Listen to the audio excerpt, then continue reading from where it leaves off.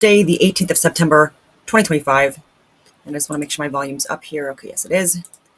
Um, I've had, first of all, I'm just going to start with saying that there are people that are using chainsaws, so I hope it's not distracting and that people can't hear it in the background.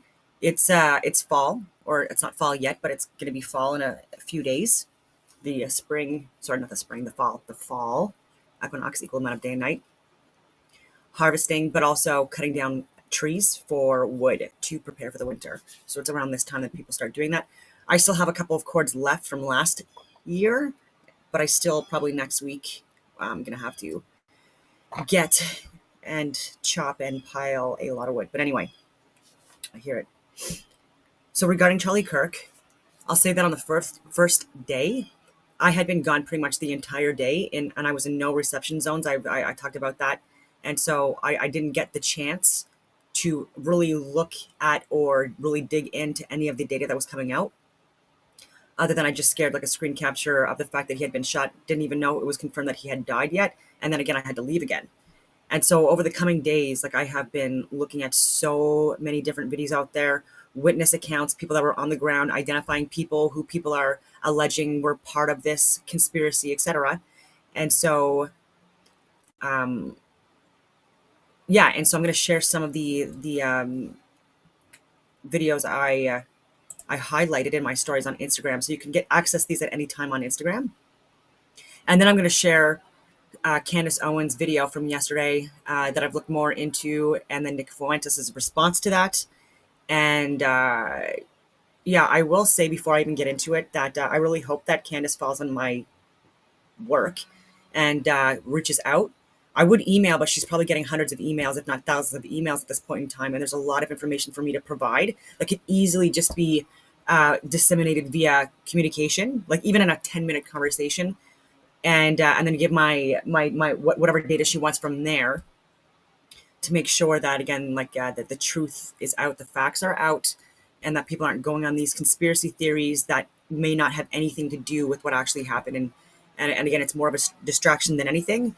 And so I do have friends and family in the last 24 hours that have reached out, really interested in getting my take on what happened. And they've looked at a few of my videos, appreciate it, because again, they were going down the same rabbit holes in some cases and questioning things and saying like, what about, what about a pistol in the crowd?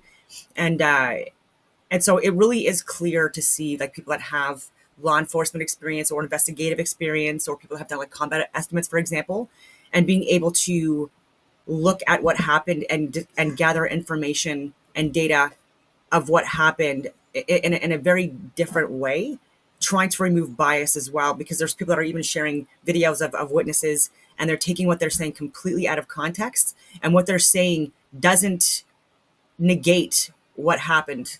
And so, but if people are listening to it, and there's someone in the background saying like, oh, like this, doesn't line up, like this, look what this guy says is not what they're saying. You know what I mean? It's really, anyway, there's no judgment coming from it. Again, I still believe in free speech. I do agree that some people, depending on just what they were saying online, like I believe in free speech, but if you're inciting violence and things like that, they're like being deplatformed at a very minimum, and then even your job looked at, absolutely, especially if you're in some kind of a government position or around children and you're celebrating murder. Like these are people that there's not going to be trust there, and people, like, regardless of what political side you fall on, it's more ideological or moral and ethics based decision making on the deplatforming, and not party. I want to reiterate that. So I had a few notes, but yeah. But even with the pistol in the crowd, there were thousands of people that were there. It would have to be within 25 meters of where he was. There were so many people that had cameras out for this person not to be seen, because there's no proof yet. People are saying like, oh, here's the guy with a pistol. No, it's not. It's a phone, or it's something else, some kind of another like recording device. And but again, like when your mind's already made up, when you're listening to things or when you're seeing things, it's really hard to remove that bias. I don't know if I'm making any sense. So even with misquoting him, I've been talking about that for days now. They're saying that they have no empathy for him when he was saying that it wasn't about empathy for him. He preferred the term sympathy. No one can feel what another person feels was his argument for empathy. Because he, as a Christian man, for example, will never be able to know what it feels like to be a black woman or a trans woman, etc. Right? Like, and so, but he can sympathize or have compassion for them or people who are suffering. That transcends racial boundaries, etc. Anyway, so that was being misquoted. Let's see. I'm just catching people up. Yes, we called Charlie Kirk a fascist, but we weren't cheering when he got killed. Oh, I don't need TMZ's cameras. There's nothing I love more than a good investigation. And so celebrating like they did, those individuals, like, for example, like for me, I would fire them. TMZ has a huge audience, and that's absolutely abhorrent behavior. coming to you guys with the receipts. Exhibit A, the alleged car chase that they were watching.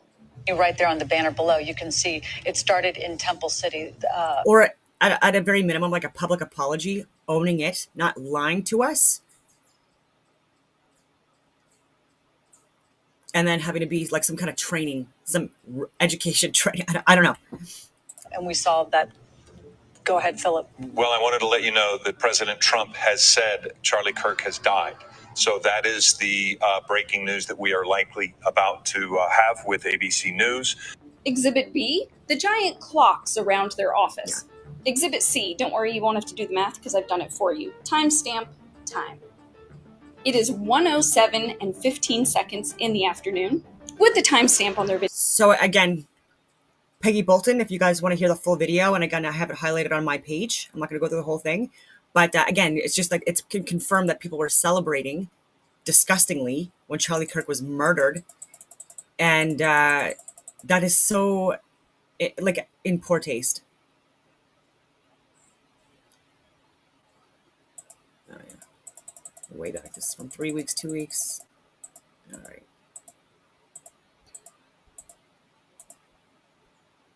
Yeah, I'm showing the shooter. Okay.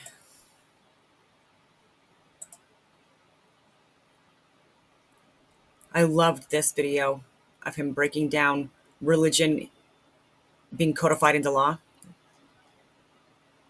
Declaration only refers to God 4 times in the Constitution. It doesn't refer to God at all, and it only articulates the structure of government. So first of all, remember that we were a collection of states and colonies, and you need to read the state constitutions before anything else. 9 out of 13 of the original states required you to be a Bible-believing Christian to serve in government at the time of the founding. All 13 out of 13 required a declaration of faith. 9 out of 13 required you to be a Protestant, except Maryland, which was Catholic, which still required a declaration of faith. Almost every single one of the original state constitutions, Pennsylvania included, they had, I profess Lord and Jesus Christ as my Lord and Savior in the original state constitutions. You remember, we're a collection of states before that. Secondly, 55 out of 56 of the original signers of the Declaration were Bible-believing, church-attending Christians. So common law is inherited from Blackstone, who was Christian.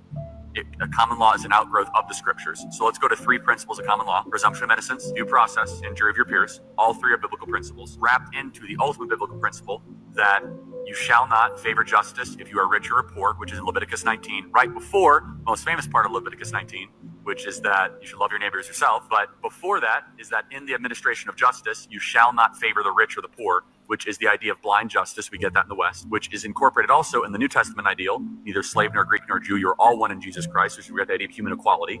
These are all biblical ideas. They're not Enlightenment ideas, which is they kind of get conflated at the time. But more importantly than that, they say that God was only mentioned 4 times in the Declaration of Independence. Well, that's a big deal, okay? Laws of nature and nature's God. The last paragraph of the Declaration reads as a prayer. It says, we appeal to the supreme judge of the universe. Who's the judge of the universe? Jesus Christ. As it says in Revelation, that Jesus will judge the earth on his throne. So in the Declaration, they were praying to Christ our Lord as a prayer very specifically. Thirdly, as I said on stage yesterday, Deuteronomy was by far the most quoted book, religious or non-religious, in the time of the founding when they were putting together the Constitution.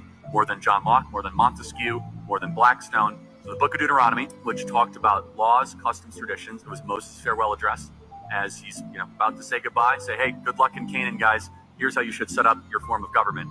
But finally, and most importantly, let's look at actually what the founders said. John Adams famously said the Constitution was only written for a moral and religious people. It was wholly inadequate for the people of any other. The body politic of America was so Christian and was so Protestant that our form and structure of government was built for the people that believed in Christ our Lord. One of the reasons we're living through a constitutional crisis is that we no longer have a Christian nation, but we have a Christian form of government, and they're incompatible. So you cannot have liberty if you do not have a Christian population. I love that. Declaration only refers. I love that. It will keep on going back to the most recent, or sort of the oldest highlight, which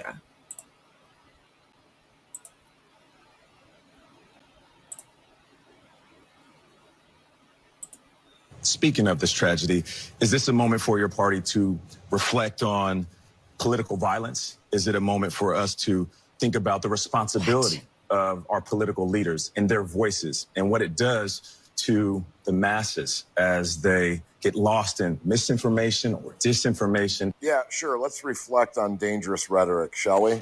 Into what I call the basket of deplorables. They're racist, sexist, homophobic, xenophobic, Islamophobic, you name it. Or Puerto Rico, where I'm in my home state of Delaware, they're good, decent, honorable people. The only garbage I see floating out there is his supporters. You said over the weekend, referring to it, there's a direct parallel to a big rally that happened in the mid-1930s at Madison Square Garden. Well, look, you were comparing that rally to a Nazi rally? Look, I'm comparing it to the hate that came out of this, and I think they confirmed that. Do you think Donald Trump is a fascist? Yes, I do.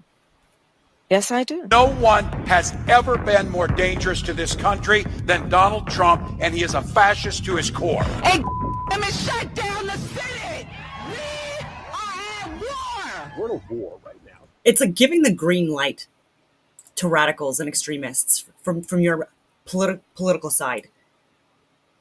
So even that first news reporter, from what he said, I don't think he should be fired for that.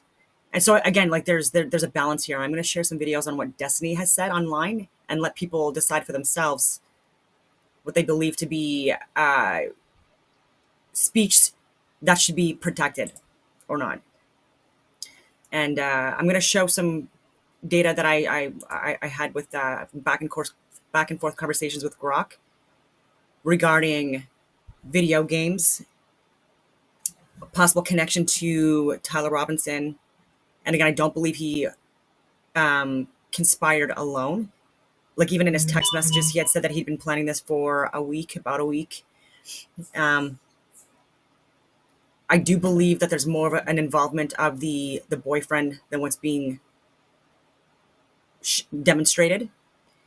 And the possibility of other people conversating, radicalizing, indoctrinating from like the deep web, or again from video game platforms, and then having private conversations from there, which again, it unfortunately it does happen. And so people are trying to say that this was a hit. I don't think it was in this case. A lot of people are saying it was, and that it's Israel. And I'm saying like they're definitely grifting and monopolizing certain people like Netanyahu from this tragic event, and trying to say that there was more of a relationship there than there actually was. So, for example, with Netanyahu saying that he was a friend, etc., and then cherry picking things that he read out regarding the letter that he had received. Charlie Kirk did support Israel largely, but he was also calling out the genocide in Palestine, and he did have questions about Netanyahu as well. And he did feel unsafe, allegedly, about what he was starting to share regarding questioning donors, sponsors, influence within the House of Representatives, and certain people in very influential positions within government included in that. And so they've done what many other organizations and companies have tried to do. They tried to throw money at him. Whether he accepted it or not, I don't know. I think there might have been money that was lost, like donors to Turning Point USA. And so I think there might have been a couple $1 million. But again, there's no proof of that. We need receipts. I haven't seen anything yet. So if anyone watching has seen that, please let me know.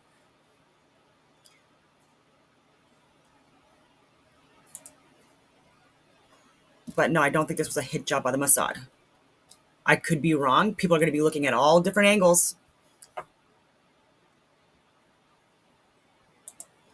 We are at war. So you have to be willing to do whatever is necessary in order to save the country. And that's why the gloves are off. Donald Trump and the MAGA Republicans represent an extremism that threatens the very foundations of our republic. That was the president of the United States. I can't even believe that. And this is what upset me too, even a few weeks ago, when that staff sergeant from the RCMP, when she was given the example of holding traditional conservative views as being like radical and extreme, like extremist behavior. And I talked about the study either yesterday or the day before, and PBD from Valuetainment, they shared the study as well, and they talked about it, which is how I found out about it. Very interesting study. But again, it's stuff that I've been saying now for literally years. If you looked at the graph and the stats that I shared, I'm just summing it up. You had it between very liberal, moderate, conservative, or Republican, and then very conservative or Republican. And then you have the percentage of people within that demographic, and they even broke it down by age as well, etc. But who supported political violence? 24% of people that were far left were in support of it. A smaller percentage, I forget what it was, it might have been 10% or something like that, but of people on the left supported political violence. After that, these are the highest on the list for percentage wise of people who supported political violence. Just to be clear, were the moderates. I think they had like maybe 9% or something like that, 10% maybe. It might have been a little bit higher actually for the left, not the very left, but the left. But anyways, conservatives 4%, very conservative 3%. And I do largely think that's because people that are considered to be more far right or more conservative or traditional are people that are largely Christian or believers in God and practice their faith. And that is being considered to be more far right.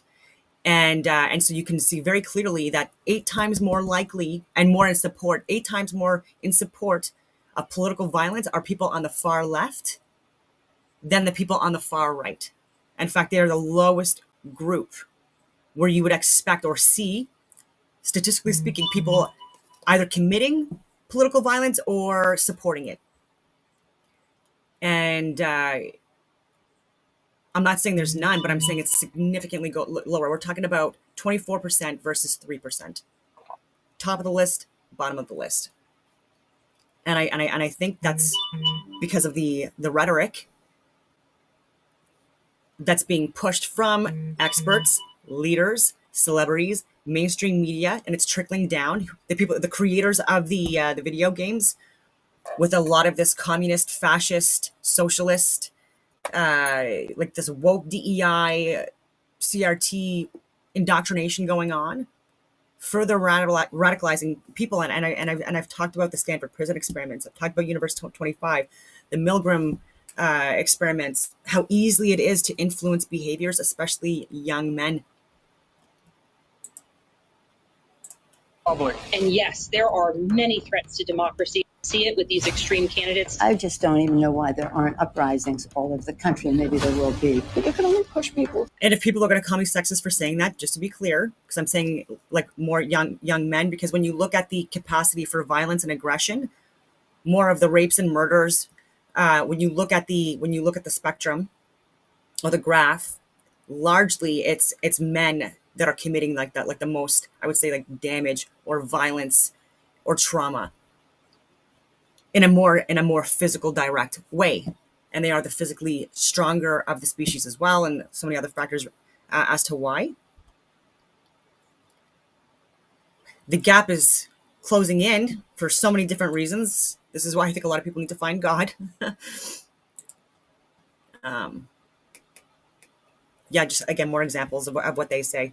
This is Elizabeth Warren. She's like literally a senator, and she has taken so much money from Big Pharma and other lobbyist groups like in support of genocides and crimes against humanity, funding protests. And actually, President Trump just announced that he's going to look at RICO charges for George Soros and the open Fund Society. I've talked about philanthropy groups, including his and the Ford Foundation and the Clinton Foundation. Look at who they fund. And because he's talking about him funding protesters. So again, people that are telling me that there are no paid protesters, I have given so much proof over the years. And it needs to stop because this is a grift. And again, this is stuff that radicalizes people. And it's not helping.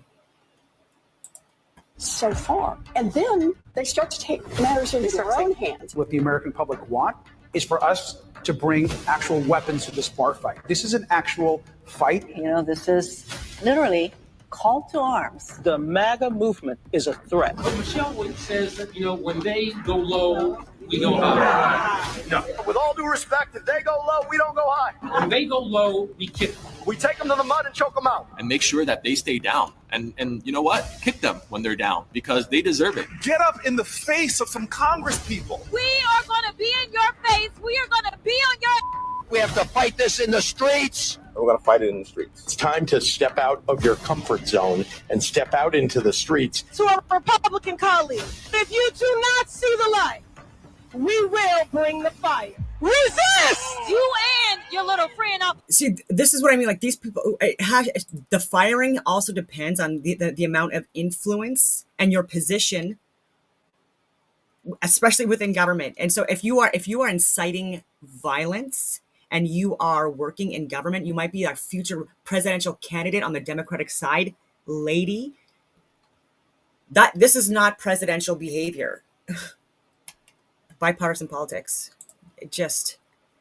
But yeah, and so because that's a big crowd, this is televised, this is an elected, nominated government employee. For Twitter, y'all about to find out. And if you see anybody from that cabinet in a restaurant, in a department store, at a gasoline station, you get out and you create a crowd. And you push back on them. And you tell them they're not welcome anymore, anywhere. He's not going to have a third term. He may not finish his term. Yes, the last few days you woke up thinking there might be news. There will be news sometime, just so you know, there will be news. Speaking of this tragedy, is this a moment for your party?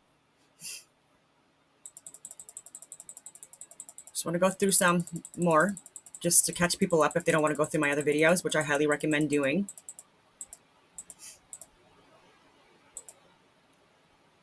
Yeah, peaceful activism.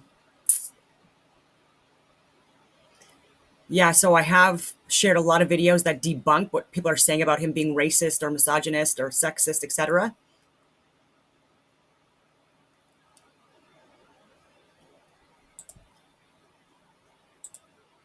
So I'm going to ask a very respectful question, as respectfully as I can. What does what they do in their private life concern you so much that you have to go up in front of a crowd? And it is against God. That is so. Let why. me ask Are you a question. Christian or not?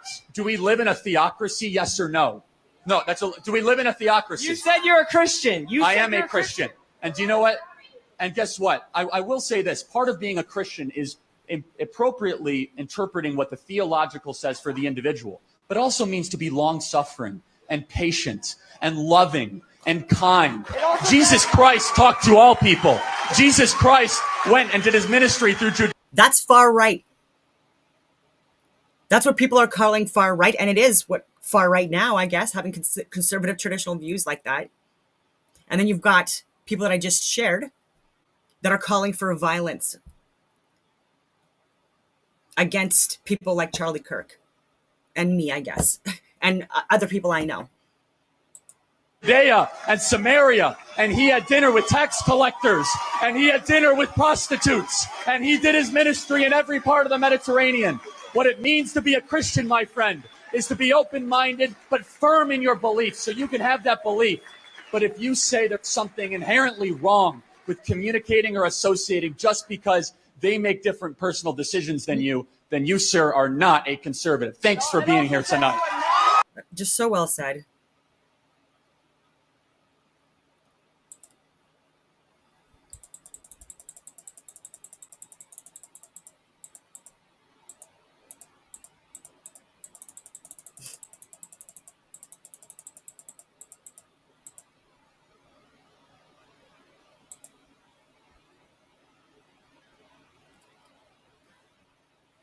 Oh yeah, this is just regarding. I'm going to sum up some of these things, but where originally people. This was a Canadian reporter. He was saying at first that that he was a political commentator. Actually, no, I'll share it. Look at how they report the Charlie Kirk story I don't want to miss after it happened, and then give it 24 hours and how they report on it today. Following breaking news from the United States, prominent conservative commentator Charlie Kirk has been shot at an event in Utah. So catch that. After it happened, prominent conservative commentator Charlie Kirk has been shot. Hear that? Prominent conservative commentator. 24 hours later.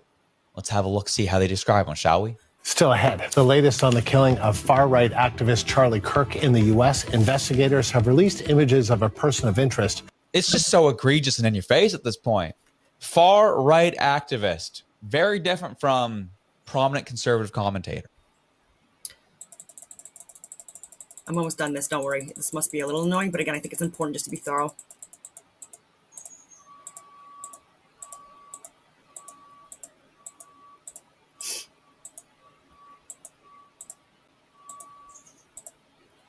And yeah, that's an important one. And this is in poor taste, too, to call him like a far right. Like there were so many people that were so, and still are, so traumatized by this. So many people saw the video, and people did admire his faith, regardless of if they believe in a lot of the things that he was sharing or not. But they respected and admired his faith and how he lived his life. And he was living his life better than a lot of us. Like he didn't drink, he didn't smoke, you know, didn't swear often, I don't think. Went to church, had a wife that he loved, that he adored. He talked about, porn destroying, people's interpretation of what healthy sex should be. And thinks it should be between anyway. Having kids, promoted having a family, loved his family, that was taken away from him. This was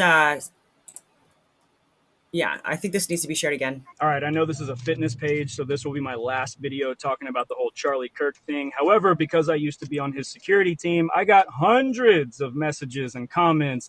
What about the military signals that the security guards were giving right before he gets shot? It looks like they're signaling somebody. Were they signaling the sniper? Were they signaling another security team member to go check out the sniper? What's the deal with the signals? Okay, a couple of things here. Number one, the guy in the white hat is Frank Turek. He is a famous pastor who goes around to college campuses and has debates with atheists. He is not a part of the security team. He's not any kind of military guy. He was just adjusting his hat.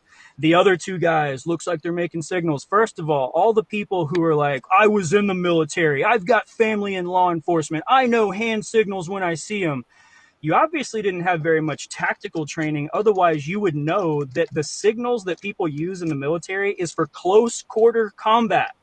If you're in a building or somewhere where you need to be quiet, it is a way for you to silently communicate with your team without giving away your position. Okay, I talked about this in previous videos too. I'm going to just a little bit of a correction is that you can use the hand signals for communicating when you have no access to other means of communication, or when it's just like not something that is necessarily required to be over the means. And then even for patrols, people use hand signals as well. And you don't use hand signals with snipers, because that would mean the sniper would have to take his eyes off of the target to look at you for your hand signal and then try to find the target again to make a perfect kill shot. There's no way that some guy took his eyes off of Charlie to check for hand signals and then instantly find his target again and make a perfect kill shot within 2 seconds. Not how that happens. So I don't know what the deal is, why all these internet sleuths are trying to figure out the hand signal thing, but that's not what was happening. All right, I know this is a fitness page, so this will be my last video talking about the whole Charlie Kirk. He's someone that has worked on the detail.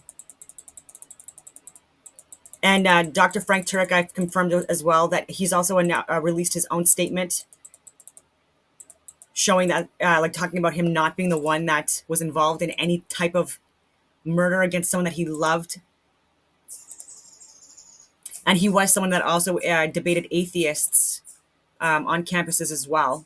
And so he had been to multiple different events with Charlie and podcasts with him. This is another important point because people are still talking about the ring and other things, but So, fun fact, I actually used to do private security for Charlie Kirk. Not for Charlie specifically, but for the company that Turning Point USA hires to do the security at these events. And of course, in true fashion, whenever a big death happens, there's lots of conspiracy theories that come out. I want to address a couple of them, just having been in close proximity with Charlie quite a few times. The first one is the whole blood bag thing. Like, dude, look at his shirt. You can see this black dot, and it looks like there's something under his shirt. This whole thing's fake. That's a blood bag. That bulge and that little black dot that you see on Charlie's shirt is not a blood bag. It is his microphone for his online viewers. He's got his own cameras going. He's got people watching online. That's a microphone for them to be able to hear what he's saying. The microphone that he holds in his hand is the one that is attached to the speakers so that the crowd can hear him. Also, that's just not how blood bags work. If the thing above his right chest was a blood bag and it exploded, you would have seen the blood flow from right there where the blood bag was. A blood bag on his right chest is not going to magically make blood squirt from the left side of his neck. That doesn't even make sense. So I don't think a lot of people understand the amount of force that comes with a gunshot. When he gets hit with that round, that black dot, the microphone, looks like it moves up to the left side of his neck, but that's not what's happening. The microphone, because of the force, flies off of his body, and then you can see the impact of where he actually gets hit with the round. And just due to the crappy nature of the cell phone video, the fact that it's extremely zoomed in and then it's slowed down after the fact, you don't really get to see the microphone fly off of his body frame by frame. And so it looks like that black dot is moving, but that's not what's happening. The other thing is like, oh, well, why wasn't he loaded into an ambulance? Why did it look like he was loaded into like a Secret Service vehicle? Those were just the vehicles that we used, and there's not ambulances just standing by at these events. And so we would have multiple routes planned out to multiple hospitals. And the hospital was in close proximity as well. And I can confirm based on my own training and operational experience that what he's saying is true. So this is just to further corroborate what he's saying as someone that does have experience. A lot of people are coming on commentating or critiquing or analyzing, and they're without that experience. I think that, again, like a lot of mistakes are being made. I think people are coming from a genuinely a good place and they want to get to the truth. But I think that like we're seeing now just how I think that that's a required skill set to at least entertain. Like Candace Owens having me on her show, I would talk about a lot of this stuff. She should have him on her show. A few other witnesses that I'm going to talk about to further clarify. Anyway. Hospitals, and our job was, if a principal was injured, we got them to our vehicle and we got them out of there as fast as we could, because you can't wait on an ambulance in a situation like that. And then the last thing is like, oh, well, what about the ring? The ring like looks like it switches fingers. Charlie fiddled with his hinge ring all the time. It had a hinge on it where he could unhinge it and he could move it around and do whatever he wants. So again, frame by frame on a crappy, slowed down, zoomed in cell phone video, it looks really weird, but he played with that ring and moved it from finger to finger all the time. So I definitely agree. There's some weird circumstances around his death, but stop over analyzing the crappy cell phone video. So fun fact, I actually used to do private security for Charlie Kirk, not for Charlie. My dogs. Okay, I'm going to do a few more because they're all in my highlights now because this was from a few days ago. But that one, those two videos alone, like they answered a lot of questions. And so this is from Dr. Frank Turek. I'm not going to share it, but this is him saying that it's a false claim. And everything that's talked about him, it's corroborated. So if you see videos with this guy, it's not him. This is Dr. Frank Turek.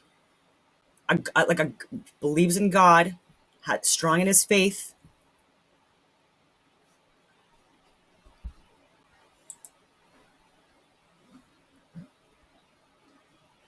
Yeah, so there's a lot of people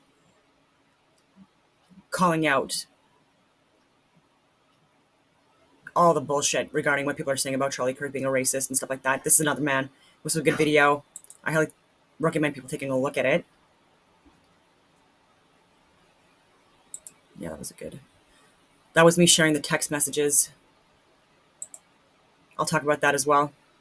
Okay, so was important. I'm almost done here, but again, this is another witness that was there. Okay, so I wanted to make this video in regards to a lot of misinformation that keeps circulating online. And I wanted to give my perspective as a witness to these actual events and being at this actual event, what happened. So the first thing that I want to talk about is the man who has been shown cheering on video. I was right next to the man for almost an hour. We were both early to the event. He was right next to me the entire time. He appeared to be there supporting Charlie. And when he got up, he was chanting, USA, USA, USA. I think it's interesting that there is no videos with audio to that clip, or you would be able to hear him say USA, USA. And also my husband scream at him to get down, because my husband very quickly cursed at him and said, get the F down, dude.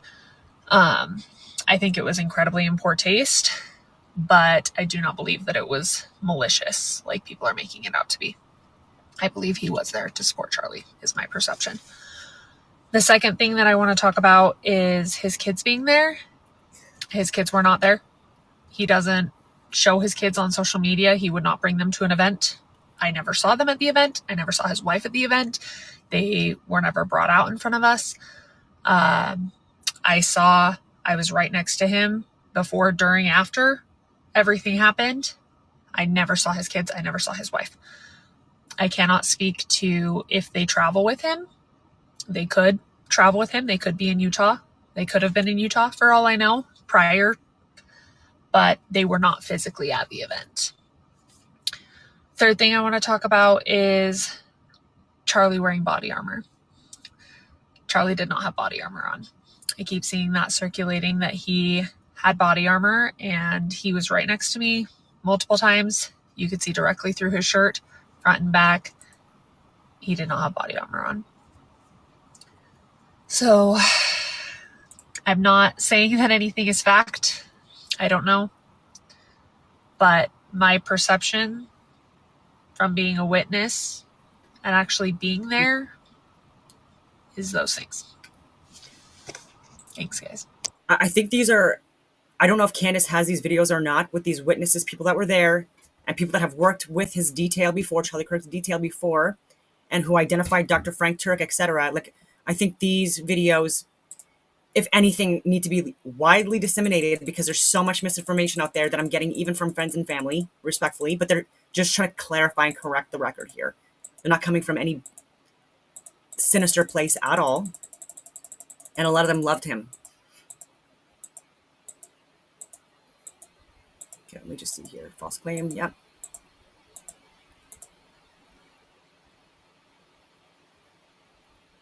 More people calling out, people claim that he was a racist.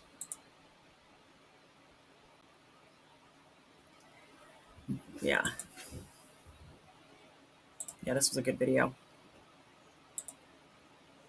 What happened to Charlie Kirk started well before it happened to Charlie Kirk. It actually was supposed to culminate and start in Butler, Pennsylvania, but Donald Trump survived that, fortunately. But if you guys forgot the rhetoric that the left has been pushing, that radicalized the left against everybody who thinks differently than him. This is just a warning to you Trumpers. Be careful. Walk lightly. And for those of you who are soldiers, make them pay. Make them pay. We're soldiers.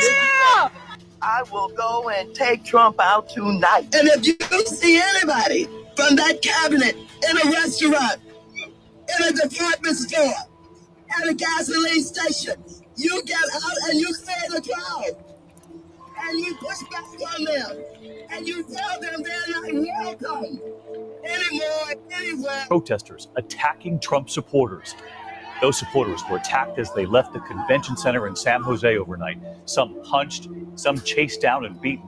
Others had bottles thrown at them. They go low, we don't go high. We take them to the mud and choke them out. Donald Trump, I think you need to go back and punch him in the face. That I thought he should have punched him in the face. Feel like punching him. Other Trump supporters beaten. You got to be ready to throw a punch. You have to be ready to throw a punch. I'd like to take him behind the gym if I were in high school. If we were in high school, I'd take him behind the gym and beat the hell out of him. After a WSU graduate student allegedly attacked another student who was wearing a Trump hat, he is now facing an assault charge. Take him out now. When was the last time an actor assassinated a president? They're still going to have to go out and put a bullet in Donald Trump. Happened.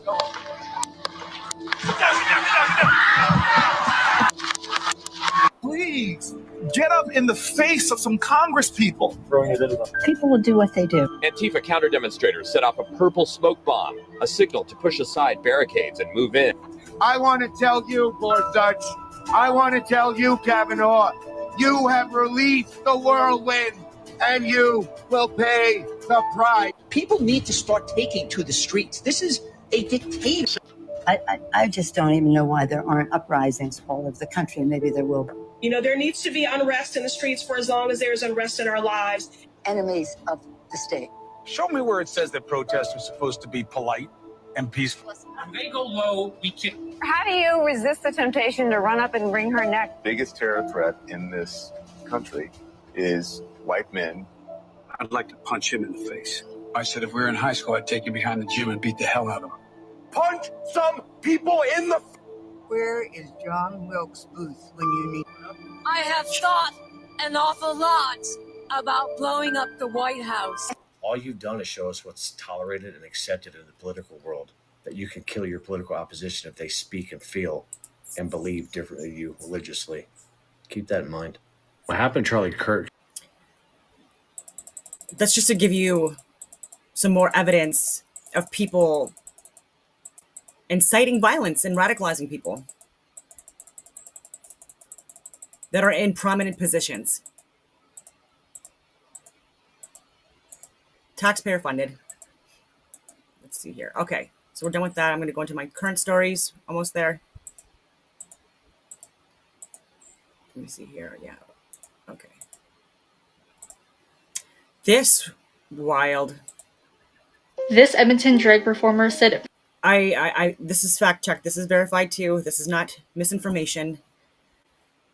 Premier Daniel Smith should be next, following Charlie Kirk's assassination. His name is Alden Belmont, and he said in an X post, "Charlie Kirk is no more. I hope he felt terrified, and I hope the rest of his kind are just as scared." This was accompanied with a post that said, "Miss Smith next, please and thank you," with a man holding a firearm. The Edmonton police stated they are aware of this situation and they're currently looking into it. Daniel Smith has yet to comment on that post. However, regarding Charlie, she said, "I'm saddened and horrified by the shooting of Charlie Kirk. Our hearts are with Charlie and his family. Political violence has no place in a free and democratic society and must be condemned without reservation. I am at a loss for words. I knew that some liberals were really dumb, but I didn't realize that they were outright demonic. Only demons celebrate death. And it is not just this drag performer in Edmonton." Yeah, don't. And this drag performer, friggin', what was his name again? Fox McCloud. Doesn't represent the majority of liberals, just to be clear, or Democrats. That there are people that are extreme far left, radicalized people that need to find God, that need to start opening up a Bible maybe. Who is celebrating Charlie Kirk's assassination. Just like you guys probably, I have seen so many posts on my Instagram story of people actually celebrating and applauding this. And I'm sure you guys have also seen this going around in everyone's TikTok comments. It might even be in the comments of this video. Like, we are under attack, you guys. These people want us dead. But we all know Jesus always comes out on top, so I'm not worried, and I'm going to continue to pray.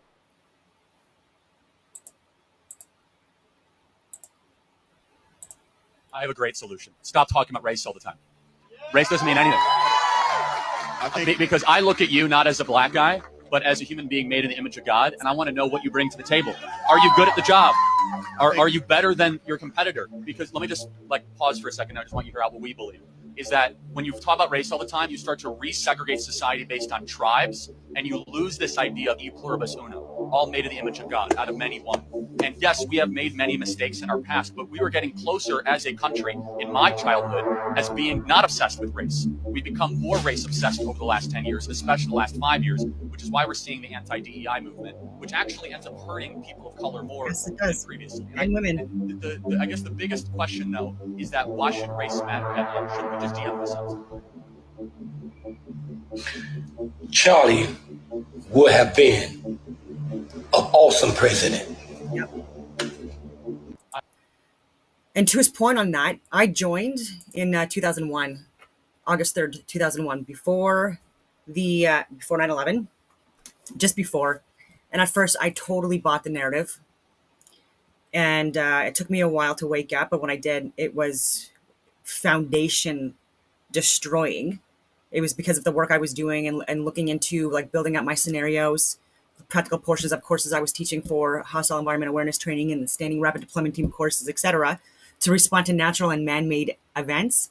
And so I really wanted to dig into what actually happened from an unbiased lens during previous eras or events of significance, including natural ones that turned out to be man-made. But anyway, where was I going with that? It was hard. My training was hard. There was no special treatment or different requirements or standards on courses, my phase training, my rucksack marches, any of that stuff. Had to keep up, right? And I did. And I never fell out of a rucksack march. And these were very challenging. Again, even my phase 3 infantry, dismounted platoon commander course, when I was going through, it was like a 77% failure rate. Now that we've lowered standards and introduced more woke DEI into the military at alarming rates, this is actually not helping at all with the strength and resilience of our military and its liability. And so I'm going to share just a clip of a woman talking to Kash Patel regarding pull-ups, and she was trying to say that it would take a lot of people out of the running to be within certain law enforcement units, or I would say as well within the military, if you can't at least do a certain amount of pull-ups. That was the same standard for me as well when I was going through in the infantry. Like, you do a lot of pull-ups, you do a lot, and there's a reason for it, right? You are being paid by taxpayers in order to offer a service, which also means that you should be at your fittest. Like, you should be fit, you should be working out, you should be eating relatively healthy, again, balanced, and it's hard, obviously, when you're away from home and you're eating hay box or MREs and stuff like that. But anyway, so standards. And so when I went in, it was like I was the first female infantry officer in the history of my regiment with the PPCLI. And where was I even going with that? And so, yeah, so I wasn't a woke DEI hire. And so I had to prove myself, and I had to be based on merit, performance, et cetera, et cetera. And it was only after, again, more of this woke DEI stuff, like filling quotas and trying to push for more minorities within organizations without having that same level of fitness. People were questioning me and if I was a woke DEI hire throughout my career. It was like later on in my career, like I was getting those questions, and it was frustrating because I'm like, wow, this is like not helping at all build trust. And I was understanding it as well, because there were people that were very unfit, and I couldn't even believe it, that were passing or going through, having to get help through rucksack marches, like just a mess. And I'm like, they should have never passed, respectfully speaking. Meet the standards, especially in the infantry, especially within certain law enforcement organizations. Sorry to get away from this too much, but it went viral. That's why I'm talking about it. Okay, so FBI Director Kash Patel testifies before the Senate Judiciary Committee. She says, over pull-up requirements, she says, a lot of women cannot do. No shit. Because we are not as strong physically on average than men. And that's why there will always be, or should always be, significantly less women. Foreign and domestic sources. It's also our lead agency in fighting the hackers who targeted the FBI playing the role of local police, degrees, and possibly the age. But, one question I had is that you are now requiring applicants to be able to do a certain kind of pull-ups, which a lot of women cannot because of physiological differences. Are you requiring these kinds of pull-ups?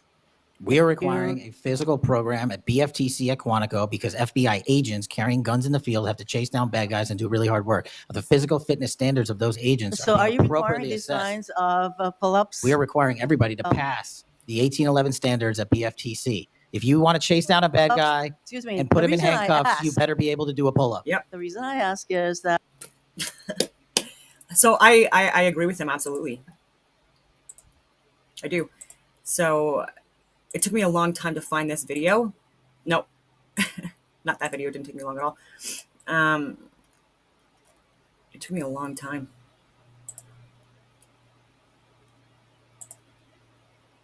This is when, this is like from either 2020 or 2021. Anyway, I posted it 341 weeks ago. This is when I was in Columbus, Ohio for the Arnolds.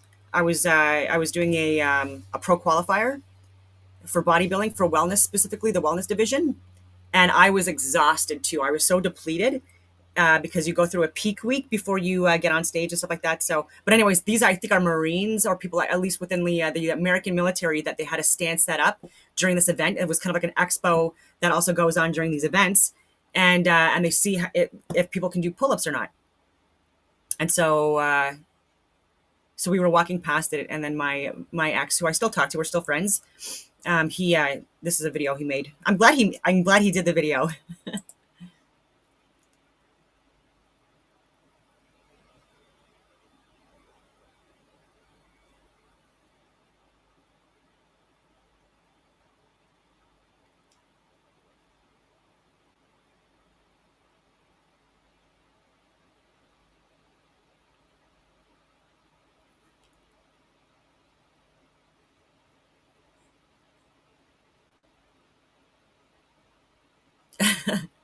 The guy in the back, I loved it. I was still trying so hard to get more. Couldn't. I was out. But yeah, okay, so so I walk the walk, talk the talk. That's me showing receipts, and that's for me being out for a few years at that point. So I think that was 2020 or 2021. So 4 or 5 years ago. And yeah, so I was in my late 30s. Not as much of a physical phenom as I was in my 20s. No one is. But even in my 40s now, I can still do anywhere between, I'll say, like 7 and 10 at the gym. But again, you need to train these consistently as well. And so, yeah. So as someone that served in a very unique position that was not a woke DEI hire, it was very hard to get in, and merit-based, I am really against lowering standards, having different standards for these types of positions, especially like especially when, again, like you're a liability. And I've given so many different examples as to why that is the case, and it doesn't help you or anyone that you're around, respectfully speaking. So where do I start? Do I start with Nick Fuentes or Candace, just to give her time? Hold up here, I just gotta find it again. Because what I wanted to do was share my MK Ultra podcast I did with Andres Zurdes a few years ago. Because they don't have it on Rumble or YouTube. Okay. And so I did watch most of this video. I do find it interesting that it says 1 hour, 17 minutes and 17 seconds. So you have the 7-Eleven in there. And so this was aired 2 days ago, like a day and a half ago. Well, it's going to let it play through, and I'm only doing this because she's got 4.5 million views already.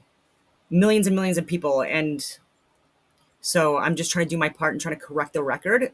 And I'm never going to get 4.5 million people to view my debunking some of the things that she's sharing. But I'm doing this out of respect for getting the truth out there. Like, even if she targets me over it. Be a heck of a Tuesday for us, guys. Where should we begin? I'll tell you this. Something is not right. Something is not right. And I am going to need you, whoever it is that's listening to this podcast right now, to wake up. Because I am telling you, this is not a battle between left and right. We all thought that at some point. We believed that. You're my enemy, you're my enemy. It is not a battle between Russia, Ukraine. I don't care what your political issue of the day is. What's happening right now in the world and what just happened to my friend Charlie Kirk is a battle of sheer evil versus goodness. What do I have for you guys today? Okay, well, first and foremost, the indictment against Tyler Robinson was just released, and I have a lot of questions that I think need to be answered regarding his trans boyfriend, Lance Twiggs. Well, I just spoke to a family member who told me a lot about Lance Twiggs because the media is kind of presenting him as this do-gooder. You might be interested to know that his family has a different perspective. Also, Turning Point employees are contacting me, a lot of them, okay? And I am not liking what I am hearing from them about things that took place leading up to that Hamptons event, some changes at the organization in the months leading up to that event, and what had been happening more broadly at the company over the last year. Speaking of which, Bill Ackman, you may have caught that he responded to me about the Hamptons with a lot of words to really say nothing at all. Actually, see, this is where we disagree. Like, I don't think there was any... And there's no proof. She has no... He did provide proof and receipts that it was possibly Charlie Kirk being the one that tried to be the one to... Well, didn't try to. He initiated the meeting through a DM on some kind of social media platform. And they did have a meeting that's confirmed, but it was talking about about the conservative base within colleges and universities and concerns that they're bringing up that he wanted to address because he was getting a lot of pressure to do so. And so, like, I will say that people are trying to paint people within that I think are corrupted. People, again, I think this is a class war more than anything. I think that the majority of people that are profiting are the people that are the heads of the military, pharmaceutical, industrial tech complex at this point. And they're making a lot of money off of this grift. They are. And so they would do anything. They throw a lot of money and honeypots and this and that and distractions and in order to get people to be swayed, like the Hasbro and the propaganda, like and Heritage Fund, like all these different organizations that are paying money to paint certain narratives in a certain way. And that's always going to happen. Doesn't mean that they put a hit on someone. No, it does not. No, it does not. You need proof. You need proof. You need names, numbers, all of that. You need proof. And there's no proof given at all at this point. And he has, this Bill Ackman guy, whatever his name is, he has tried to correct the record. I did listen to the response he had. It sounds like he is providing a lot of proof to back up what he's saying. I want to be clear, I am not done, okay? I'm coming for everybody. Charlie Kirk's death is really just a beginning. So welcome back.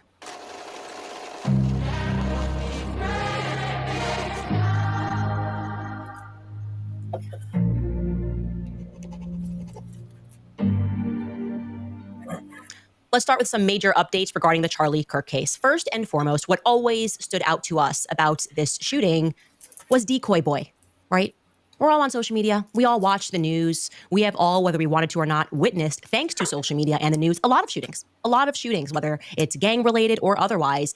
And I have to say, I don't know if I'm the only one, never in my entire life have I seen a situation when a shooting happens and then somebody completely unrelated to the shooting that just happened jumps up and down and says that they did it and gets arrested for saying that they did it, implying that they did it. Well, for whatever reason, George Zinn, who is a 71-year-old man, was moved to do that, right? Instantly. Charlie Kirk gets shot. Suddenly, the 71-year-old man jumps up and creates what is obviously some sort of a distraction, okay? We have eyes. We can see that. That's not normal. He creates a distraction. So let's just take a look at this clip of him being arrested in the aftermath of the shooting. Right to inside.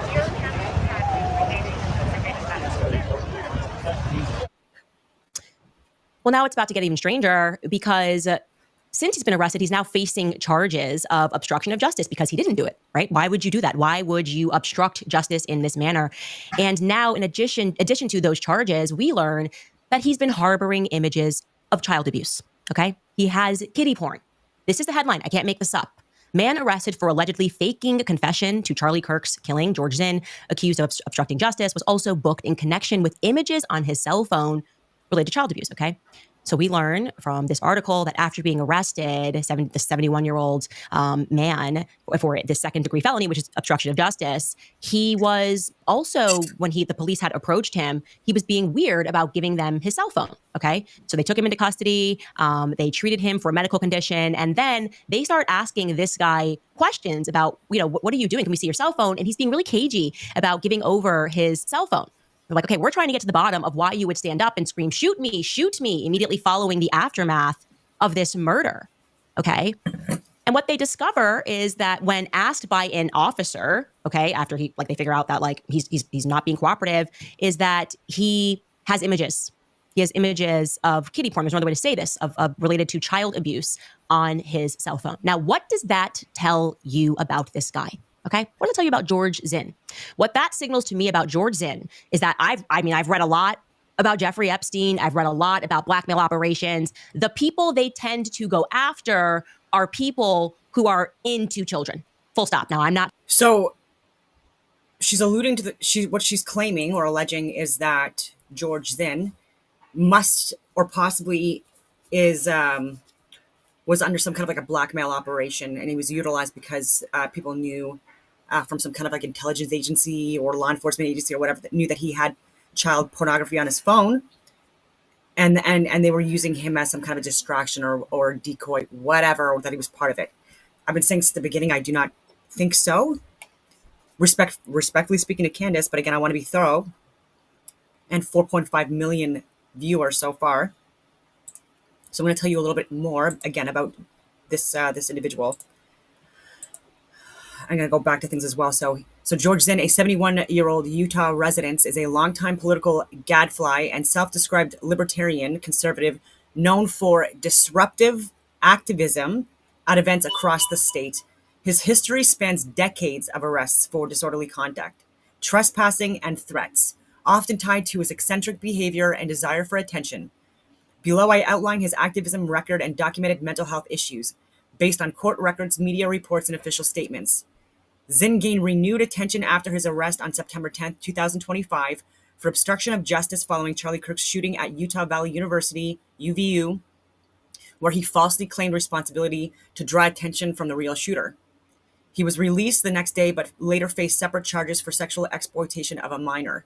I don't know why this guy was not questioned further, respectfully, or even charged with obstruction of justice. He does have a history of mental health issues.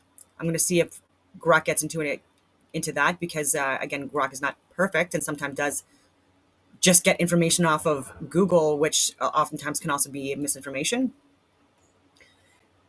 Zinn has been a fixture at Utah political and public events since the 1980s, often as a provocateur disrupting proceedings. His activism is libertarian-leaning with a focus on anti-government sentiments, but his methods, yelling, blocking traffic, and making threats, have led to over 20 arrests. He has no formal affiliation with organizations but shows up uninvited, earning descriptions as a notorious psycho or crackpot from locals. People from the area were saying that he is known to the community and he does have mental health issues and he is disruptive. He's called in bomb threats. I don't know if they're going to talk about that. So 1980s, 1990s, general political rallies. Zinn began attending events in Salt Lake City, heckling speakers and blocking access, always in the background listening by acquaintances. 2001 9/11 attacks. Zinn was in New York and gave media interviews speculating on Al-Qaeda involvement before official confirmation. So again, like he was wrong, right? Larry Silverstein, Bush.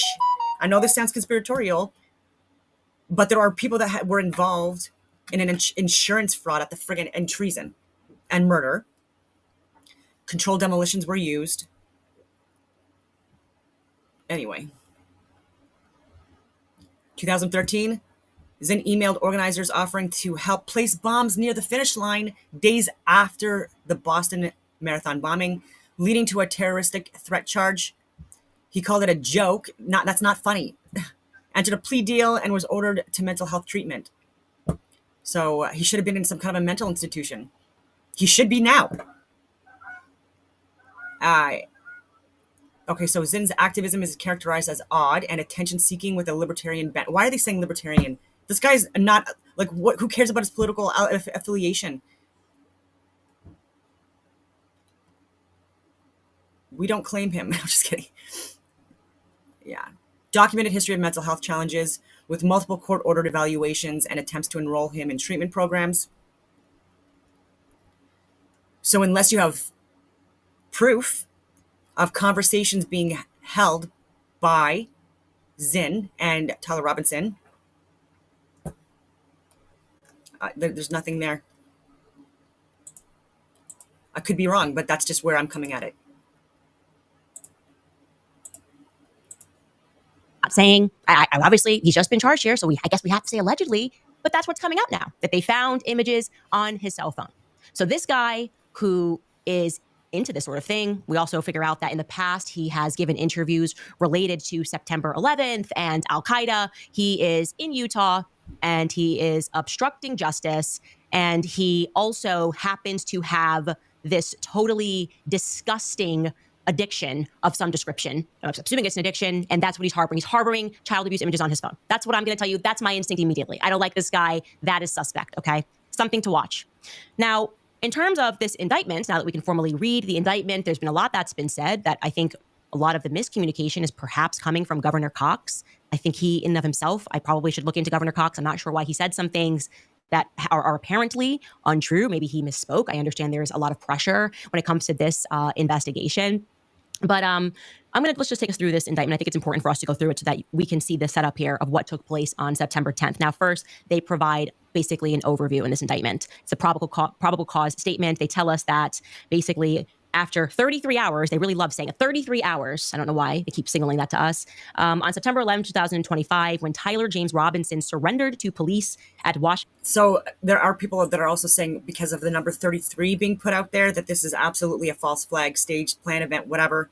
Some people are saying that he's still alive. Like that's all like to me, no. Again, I could be wrong, but no.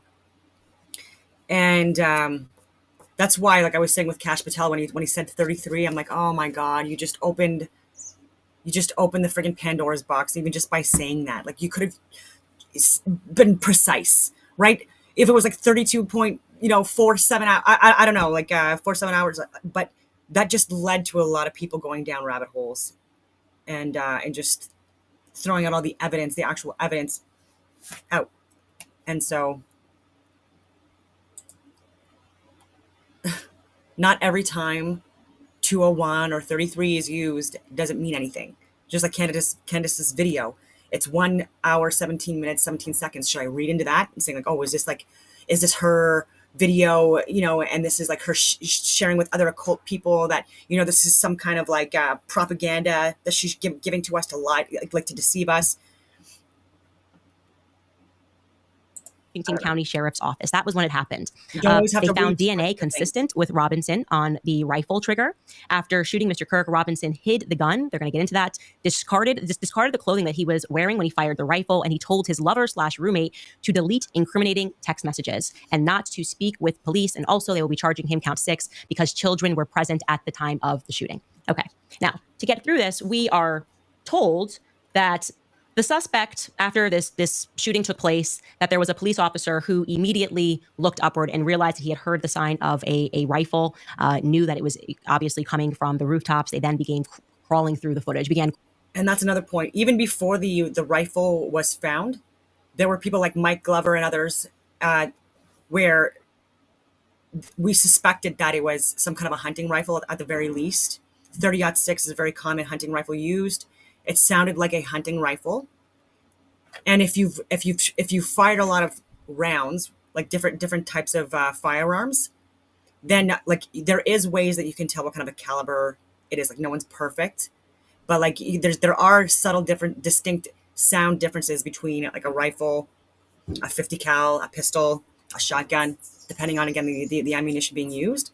And so it did sound like that, and people were already assessing that it was likely some kind of a 30-06 or hunting rifle, yeah, like even before the rifle image was shown. And so people that are saying it was like some kind of other firearm or pistol or this or that, and I, again, just how much experience do you have with firearms, respectfully speaking? And there are guys that are saying that it wasn't a rifle on top of the rooftop that do have hunting experience, that I know this for a fact. They're on the other side of this, saying they don't believe the official narrative. Not the official narrative, but like what people like myself are saying. There's just so much evidence that it's Tyler Robinson. So much evidence, video footage, prints, and so I'm trying to answer all the questions. Crawling through the footage to see what had happened. They tell us that this discovery led to an intensive review. Let me go actually back up to this paragraph. Police reviewed surveillance from the camera that was covering the roof and discovered that it recorded an individual that was dressed in dark clothing who had crossed the railing from the public walkway and dropped onto the roof at approximately 12:15 p.m. Now, just to very quickly, I'm going to just tell you, according to our timeline, we know that Charlie gets shot at 12:23 p.m. So they're now telling us that he was on that roof since 12:15 p.m. So he's setting up that shot, we can assume, for about 8 minutes, okay? It goes on, although the individual moved out of the camera's view for a short time, the camera again captured the individual running across the roof and then low crawling to the area that the officer had recognized as where the suspected sniper had dropped into a prone shooting position. After a short time, which matches the known time of the shot, the individual arose and then ran across the roof to the northeast. So nothing in here implies that he had, taken apart the shotgun. That just seems to be now removed from the narrative altogether. It goes on to read that this discovery led to an intensive review of UVU surveillance recordings to attempt to track and identify the suspect. Surveillance revealed the following: that at approximately 11:51 a.m., the suspect had entered campus from the north. He is wearing a black shirt with an American flag in its center, a dark baseball cap, large sunglasses. Throughout the surveillance, the suspect keeps his head down and rarely raises his head enough to get a clear image of his face. As he proceeds across the campus, he is seen walking with an unusual gait.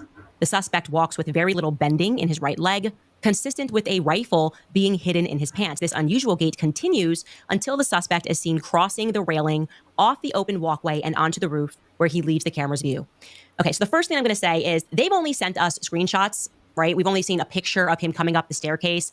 It looked to me like both his legs were bending. I don't see why they don't just release. Why don't they just release this fully so we can make sure that this is the same person that we see walking across with. There are other videos out there that show him jumping off the roof, walking across the parking lot. Limp, right? That footage, which was provided by TMZ. Also, you will notice that nowhere in this indictment as we go on are they going to mention which Governor Cox spoke about. Like, first he came in a different outfit. Remember, Governor Cox said he was wearing the light shorts and maroon shirts. The implication here being that maybe he came to come scout things, to check things out. At first, this is him, but then he comes back in the black outfit. This is missing from the indictment, and I'm wondering why. What is the explanation for that? That would be a part of it if you were scouting the shooting. Now they're just like, well, again, it would make sense with even a little bit of experience, or again, communicating in radical groups, that you like not creating suspicion. And so like he did a lot of things that I would say would like where he had known tactical input and the ability to operate under stress. And so things like not showing up in the same clothing or changing clothing, like to me, like this, I don't know why that would be unusual when that is what a lot of criminal types do. Jump into the guy that is wearing black, and we're not going to give you footage. We're going to tell you that this is him, and you can assume that he slowly walked up this staircase and was obscuring his face from view. Okay. Then it tells us that a camera later captures the suspect as he runs across the roof. He gets into the shooting position, and then immediately after the shot was fired, we know that he runs across carrying an item whose shape is consistent with a rifle. The suspect is then seen climbing down the roof. He appears to drop the item that he was carrying as he hits the ground in a controlled fall. He then picks up the item and runs toward the northeast end of the campus. It tells us that's how they then expand their crime scene investigation. They followed his escape path to the northeast end of the campus, where they believe the suspect left campus and entered a wooded area. In that wooded area, investigators found a bolt-action rifle wrapped in a towel. So again, there was no disassembly. It's wrapped in a towel. Presumably, that's how he covered it while he was running. The rifle contained 1 spent round and 3 unspent rounds. This is consistent with the facts officers observed at the time of and immediately after the shooting. There were no shell casings that were found on the roof, suggesting a bolt action rather than an auto-loading weapon, and only a single round was fired, okay? Then they tell us what was actually inscribed, and these are essentially memes. "Hey, fascist, catch," says one on one cartridge. You've got "Notices bulge." "What's this?" on another cartridge. "Oh, Bella, chow, Bella, chow, Bella, chow, chow, chow," on a third cartridge. And on the fourth cartridge, it reads, "If you..." So the Ciao Bella, this is used in extreme video games. And so this is why I went on a little bit of a rabbit hole with video games as well. On Grok. Okay, so yeah, and I also wanted to reiterate that Tyler Robertson's father and neighbor, not cops. It was a family friend. A family friend. Who even mentioned in his text that he was going to turn himself in, and that a family friend was a former cop.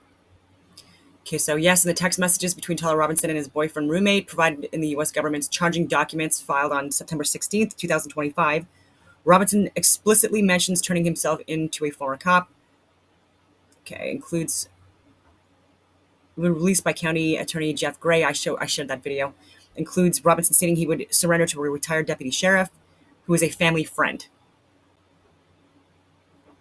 And so if that was a family friend, he could have got some of that verbiage he was talking about within his texts from that, or again, from video games. Call of Duty, all of these video games, these games do have this vernacular, like military speech. Anyway, so I asked, did he play violent video games? So yes, Tyler Robinson, the 22-year-old suspect in the murder of Charlie Kirk, was reported to have played violent video games based on information from official investigative reports and statements from his associates. Below is a detailed analysis addressing your query. So Call of Duty and Battlefield, I've never played any of these games. I know so many people that do. And again, these get streamed more on Rumble than any of my videos, which is like people literally just like playing video games online, like Destiny. And I'm going to find that video again because of stuff that he has said while he's playing video games. I think there's again, causation does not equal correlation. In one Discord message, Robinson references a gaming quote, "Oh, Bella, chow," which matched engravings on unfired bullet casings. "Hey, fascist, catch," found with the Mauser 30-06 rifle, suggesting a link between his gaming culture and the shooting. Robinson's boyfriend roommate, Lance Twiggs, a transgender individual, told investigators that Robinson spent hours playing violent FPS games, including Counter-Strike, Global Offensive, and Tom Clancy's Rainbow Six Siege, which featured tactical shooting and combat scenarios. These games were, and they wear the headsets, they communicate with each other online and all that stuff. I've seen it. It's freaking wild. And okay, so these games were part of his online routine alongside leftist Discord servers where he expressed anti-conservative views. He was active in gaming communities on Steam and Discord. Profiles linked to violent games. Had over 1,000 hours logged in Call of Duty Warzone and similar titles. So again, this has a huge influence. I think I'm regarding like the possibility of him picking up certain terminology. Okay, so context of radicalization. The controversy lies in whether these games influence his actions. His Discord messages blending gaming references, example Bella Ciao from a game soundtrack, with anti-fascist rhetoric suggest a mix of virtual and ideological influences. Though no direct causation is proven, obviously, I'm not saying that. I'm just saying look into this. Look into these video games. Get your plants to be planted here, not radicalize people, but de-radicalize people. And then investigate people. But again, people are doing that, I'm sure. But they didn't catch this guy. Anyway, it's unfortunate. Again, their resources are so exhausted. So many more people coming into our countries. And it's not sustainable because we don't have the amount of government support in order to manage. Again, with an increase or a more densely population, there becomes more crime. There's supposed to be a certain level of accepted risk. But anyway. Okay, evidence. Okay, so Ciao Bella and game soundtracks. Based on search of game-related sources, Ciao Bella does not appear to be a prominent song from a major video game soundtrack. However, the phrase is featured in several games, often as dialogue, a title, or a minor audio element. Here's the most relevant match. Game Mafia 2, 2010. Ciao Bella is a key phrase in the game's Italian-American mobster dialogue and radio stations. It's not a full song, but part of the licensed radio music, evoking 1940s, 50s Italian tunes. The soundtrack, anyway, so this is another thing that should be like looked into. Why it fits. So, yeah, Ciao Bella game soundtrack, game OST on YouTube fan upload. 8-bit arcade cover 2023. A chiptune remix of Ciao Bella on Spotify, inspired by retro games, but not an official game soundtrack. So again, I specified it just to video games. I should have expanded further, and I will. But again, I wanted to start somewhere. And so yeah.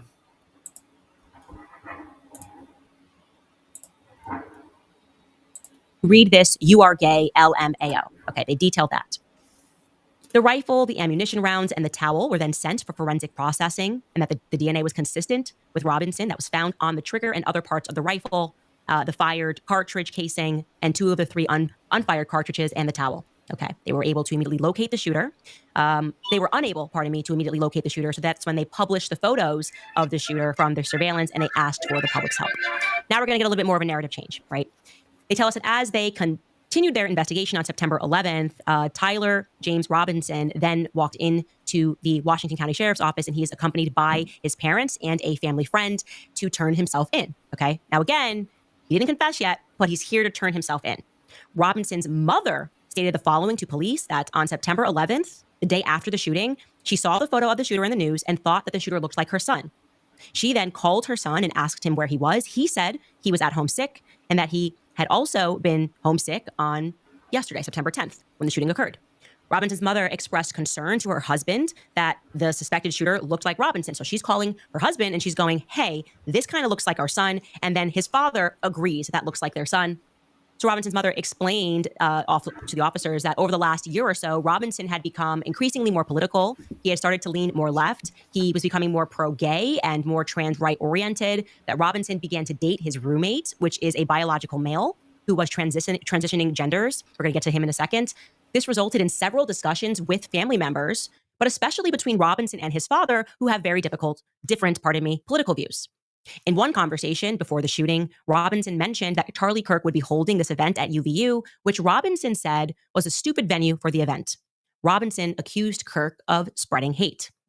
Robinson's father reported that when his wife showed him that surveillance image of a suspected shooter in the news, he agreed that it looked like their son. He also believes that the rifle that the police had suspected the shooter had used matched a rifle that was given to his son as a gift. And as a result, he then contacts his son and asks him to send a photo of the rifle that was gifted to him.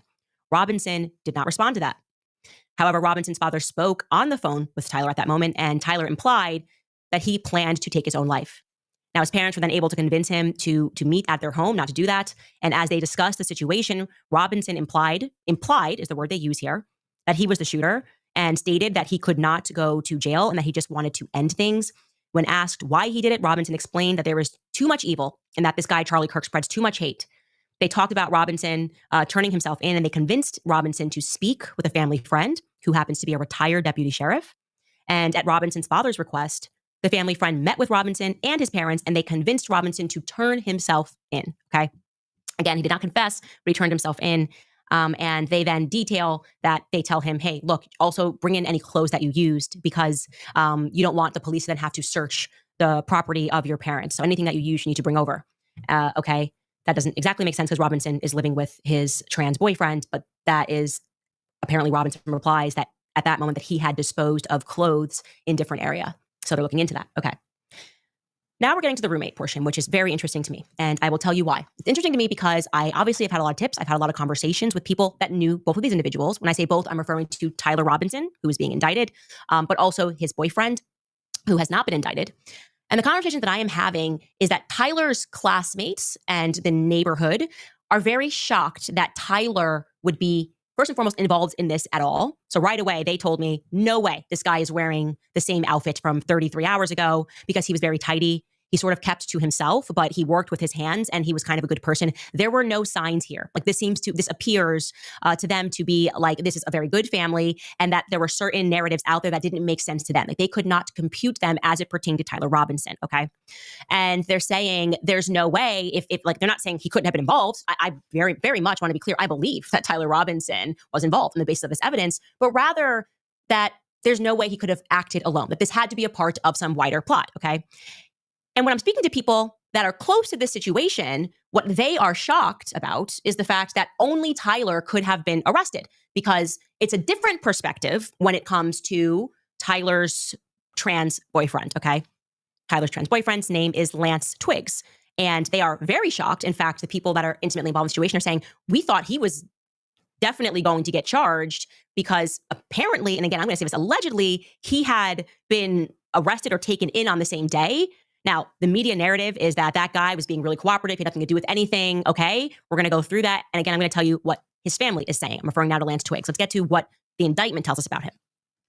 Police interviewed Robinson's roommate, a biological male who was involved in a romantic relationship with Robinson. The roommate told police that he had received messages from Tyler Robinson about the shooting, and he provided those messages to police.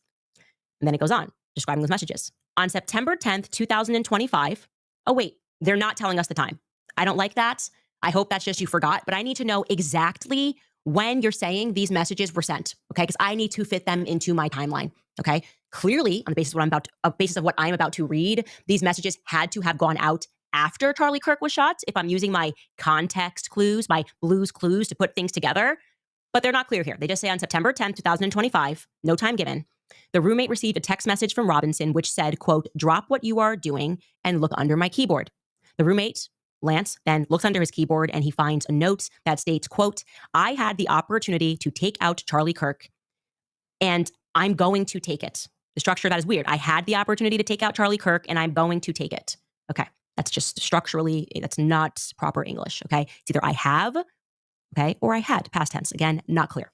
Police found a photograph of this note and the following text exchange then took place. After reading that note, the roommate texts Tyler and he says, what? You're joking, right? Robinson writes, I'm still okay, my love, but I am stuck in a REM for a little while longer yet. Shouldn't be long until I can come home, but I got to grab my rifle still. To be honest, I had hoped to keep the secret till I died of old age. I am sorry to involve you. The roommate replies, you weren't the one who did it, right? Robinson replies, I am. I'm sorry. The roommate replies, I thought they caught the person. Robinson replies, no, they grabbed some crazy old dude that interrogated someone in similar clothing. I had planned to grab my rifle from my drop point shortly after, but most of that side of town got locked down.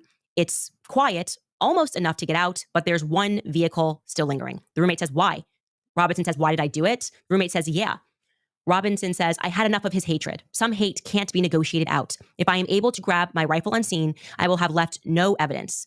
Going to attempt to retrieve it again. Hopefully they have moved on. I haven't seen anything about them finding it. The roommate says, how long have you been planning this? Robinson says, a bit over a week, I believe. I can get close to it, referring to the rifle, but there's a squad car parked right by it. I think they already swept that spot, but I don't want to chance it. Robinson says, I'm wishing I had circled back and grabbed it as soon as I got to my vehicle. I'm worried what my old man would do if I didn't bring back Grandpa's rifle. I don't know if it had a serial number, but it wouldn't trace to me. I worry about prints. I had to leave it in a bush where I changed outfits. Didn't have the ability or time to bring it with. I might have to abandon it and hopefully they don't find prints. How the F will I explain losing it to my old man? Only thing I left was the rifle wrapped in a towel. What? You're worried about explaining losing the rifle to your father. Not worried that you left the rifle and therefore it's obviously going to be found out. Like the only thing that you left was the murder weapon. This is weird. This chain is weird to me. It's weird to me that we don't know what time. I don't know what he means. Where is he stuck here, guys? Do you have a clue here? I'm stuck in a REM for a little while longer. It shouldn't be long until I can come home. Is that a typo? I should have asked you guys. Okay, that's the town. Okay, that's the town. I'm stuck here for a little while longer. It shouldn't be long until I can come home, but I got to grab my rifle still. So is this happening during lockdown? He tells him to check under and to see. Oh, check under quickly and see. And I took care of it. And he's where? And now he's giving him an accounting of exactly what's taken place, which means if this is right after and they're still in lockdown, he's monitoring the situation? Because this is going to give us a timeline, whether they tell us when these messages happened or not. The fact that he already knows that they grabbed some crazy old dude and that they also interrogated someone in similar clothing, we're going to be able to go back and plot exactly when that happened, or at least when the public was informed, because this whole correspondence is very strange to me. It's very strange to me. There are no timestamps, and I think it's because, again, they're just taking text messages that are relevant information to give to the public, and I think that there's possibly, like, in between these specific texts, there might be other conversations they're having that they're just not providing, and as mentioned before, there's people that are saying it's suspicious, and that people have ran the text messages through various different AI platforms. I have as well, and this is what at least Grok. Why did I do that? Wrong button. This is what Grok was saying about it. Again, to be unbiased, I just asked, do the text messages between Tyler Robinson and his boyfriend provided by U.S. government sound like a typical 22-year-old man would have? So based on the text messages released by the U.S. government, especially in the Utah country being county charging documents filed on September 16th, 2025, the conversation between Tyler Robinson, 22-year-old suspect in Charlie Kirk's murder, and his boyfriend roommate, a biological male transitioning genders unnamed in filings, but reported as Lance Twiggs, does not sound entirely like a 22-year-old man's casual texts, because these are text messages between someone that is radical and ideologically motivated. That's at least, I'm going to say that there's a large possibility that his video game interaction experience provided him, again, with like a different type of dialogue conversation than a healthy, normal human being would have. And so this wasn't a typical 22-year-old man over the age of 18. And so so AI platforms do admit to varying degrees that it seems, I wouldn't say scripted, but it does seem like, I do believe that there was previous knowledge from the boyfriend. I do. And again, that's just, like, I have no proof of that at this point. And then again, he ripped up the letter but took a picture of it before he ripped it up. Really weird. But again, like, I'm not a psychopath, right? So I can't pretend to know, like, what goes on in their minds, like, during these horrific events. I just, I think that his love for this other man is what possibly led to them having some kind of like a pre-planned script post-event, just in case he got caught. But I don't know. Again, I need proof. I have no proof of that. Like, I think that, again, all avenues need to be exhausted, and then these, like, networks, these groups, these dark net groups, whatever you want to call them, people on these video game platforms, specifically the ones that he was operating on, those need to be looked at, and I'm sure they are. But that takes a lot of time.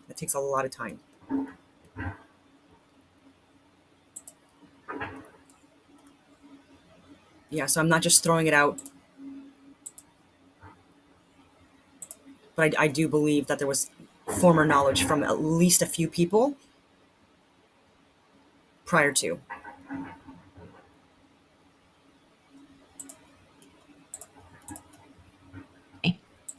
He then is even more explicit, talk about trying to cover your tracks, but then explicitly texting everything to your lover. He says, the only thing I left was the rifle wrapped in a towel. Remember how I was engraving bullets? The effing messages are mostly a meme. If I see notices bulge on Fox News, I might have a stroke. All right, I'm going to have to leave it. That really effing sucks. Okay, so if this is our guy, oh, we're not done, let's finish. That really sucks, he's got to leave it. And then he says, judging from today, I'd say grandpa's gun does just fine. I think that was a $2,000 scope. And then he does a winky face. And then he tells him, delete this exchange. And then Robinson says, my dad wants photos of the rifle. He says, Grandpa wants to know who has what. The feds released a photo of the rifle, and it is very unique. He's calling me right now, not answering. So his dad's calling him. Okay, well, the dad, this is interesting. When is this text chain taking place? Okay, because we just heard that, the dad, they figured it out the next day. They're making it sound like this all happened back to back. Is this happening over 2 days? Why not tell us this instantly so I can work it into my timeline? Okay, are these messages day one? And then what? They had no correspondence at all until he jumps right back in and says, my dad's calling me. Where were you when your dad called you? You guys live together. Why are you texting at all? Why didn't this kid immediately call? If they're in lockdown and he needs to go back and get his rifle, right? This kid could have, I'm speaking about Lance, could have contacted immediately and said, I'm getting a confession right now. I don't like that we are not being told the exact timestamp of these messages because, my timeline demands it. To close loop on how this enters, again, Robinson says, my dad wants photos of the rifle. He says, Grandpa wants to know who has what. The feds released a photo, and it's very unique. He's calling me right now, not answering. Robinson says, well, since Trump got into office, my dad has been pretty diehard MAGA. Robinson says, I'm going to turn myself in willingly. One of my neighbors is here. He is a deputy for the sheriff. Robinson says, you are all I worry about, love. I'm much more worried. The roommate says, Lance says, I'm much more worried about you. Robinson says, don't talk to the media, please. Don't take any interviews or make any comments. If any police ask you questions, ask for a lawyer and stay silent. Witness tampering. How are you feeling about that? Yeah. And with the boyfriend tampering with evidence. You ripped up the letter. You took a photo and then you were like, what the hell? Again, there needs to be charges laid. This needs to be more, further investigated for sure. And looking at deleted messages as well, because you can actually do that. Mark is going to jump on and say something. Go ahead, Mark. Yeah, he's a guy that's always in my ear. Not always. I just noticed that around some of these exchanges, there's ellipses above them. You're breaking up a little bit. What'd you say? Around some of these exchanges, there's ellipses above, if you look really closely. Yeah. And it looks like they're cherry picking certain exchanges. So that my dad is super MAGA just comes out of nowhere because they picked it from a totally different part of the conversation. Yeah, these messages are clearly doctored, is what I would say. They're doctored. Now, they could decide why they're doing that. Tyler's being forthcoming. We're protecting him in some capacity. I find that to be unacceptable. Okay? Unacceptable. I want every single text message. I want timestamps. It is conspicuous that you are not telling us when this was sent because it sounds like it's when the campus is on lockdown and he's got to go back and he's got to clean up. And then all of a sudden we're in the next day when his dad is getting clued in after the picture has been released. They're not telling us that. Okay? And you have a right to be a little bit uncomfortable about that because I'm a lot of bit uncomfortable about that. We need full answers. Further to that point, I have found this strange from the beginning that for whatever reason, we're not hearing too much about this Lance guy other than he's been extremely cooperative. He's handed over his messages. I'm not implying that Lance was involved. I am implying that it's weird that we're not hearing more about him, right? You're telling me he lived with the guy. You're telling us now that he's been texting with the guy about his plans. They're in love. Is nobody interested in learning more about this character? Okay, so Tyler's people are saying Tyler's a good kid. People around Tyler, classmates are telling me he's a good kid.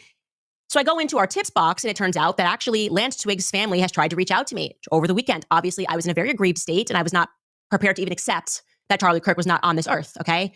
And I realized that they're saying to me, we want to speak with you. And there's more than one family member that has reached out because we trust you and we don't trust the media.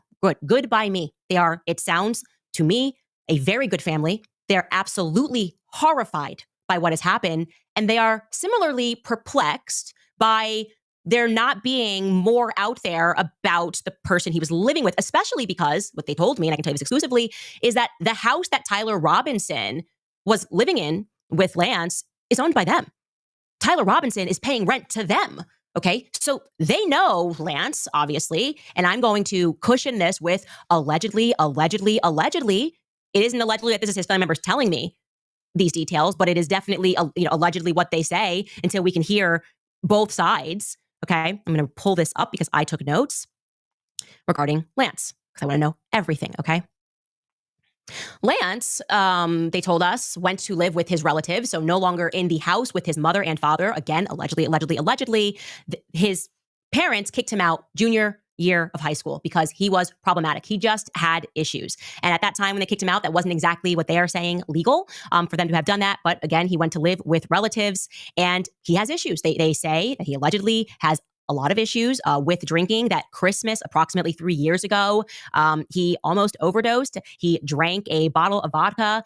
They are telling me that they were there. They were present for this. And fear began to spread about whether or not even the family would be able to take care of him because of issues that he was having.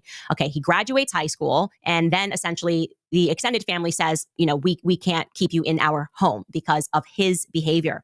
Just this past Easter Sunday, they are telling me that he showed up on drugs and he was spouting out of his mouth about political stuff. And at this point, they felt that he could not be around children, that they felt that he had become increasingly more radical, increasingly more dangerous, and just sort of off the rails.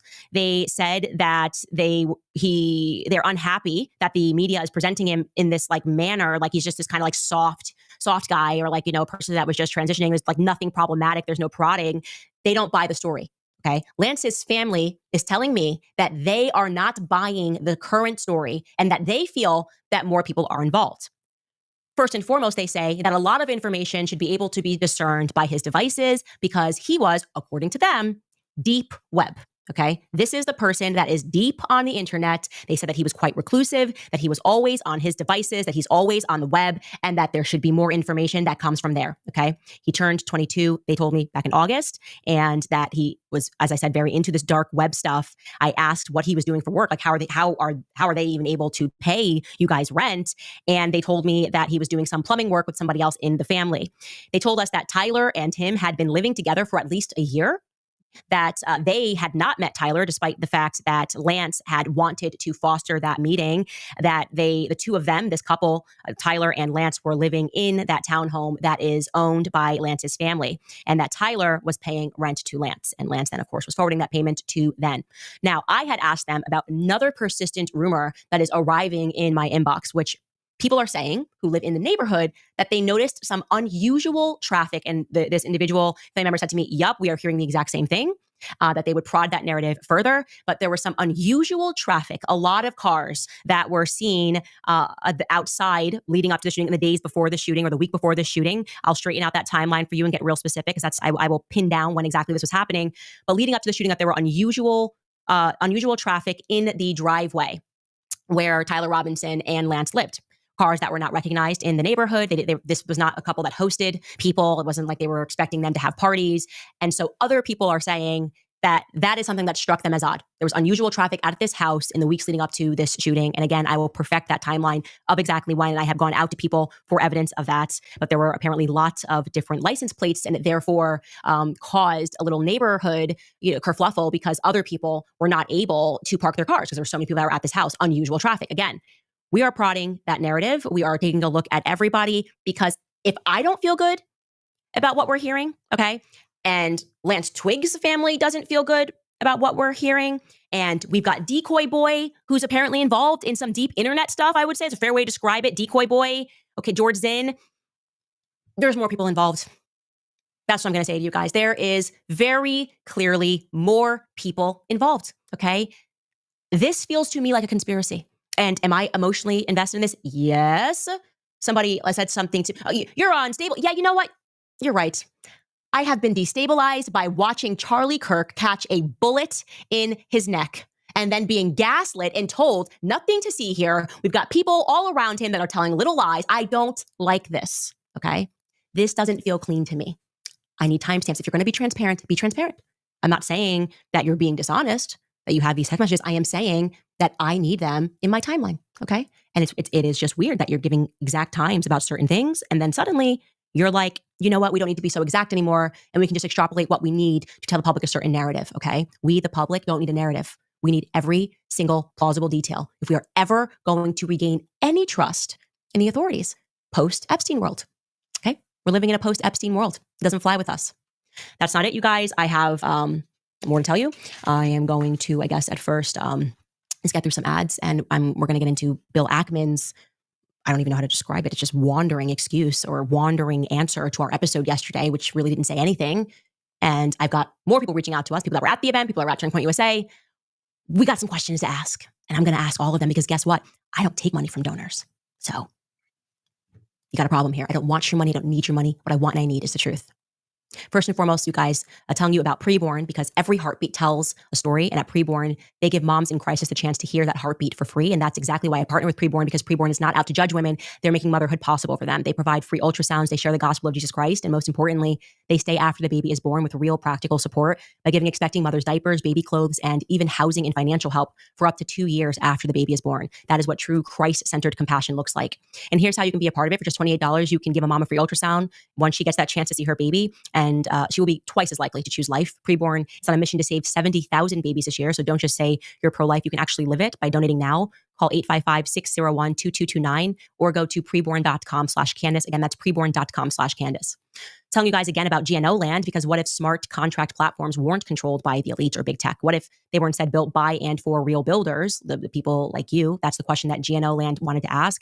And that's why they built GNO land. They started with Golang, which is a language real world developers already use. And they built a new platform around it. It's transparent, it's intuitive, and it makes sense. There's not some confusing system of ones and zeros. It's open source. So you can imagine GitHub, but designed for on-chain collaboration and composability. Builders actually get credit for their work and they get rewarded every time their code gets used. And that's really the value, not likes, not clout, but actual rewards. GNO land rejected proof of stake, which is a system where the rich run the show. And they instead went with proof of authority instead, which is a DAO where contributors and not bad actors or Silicon Valley actually call the shots.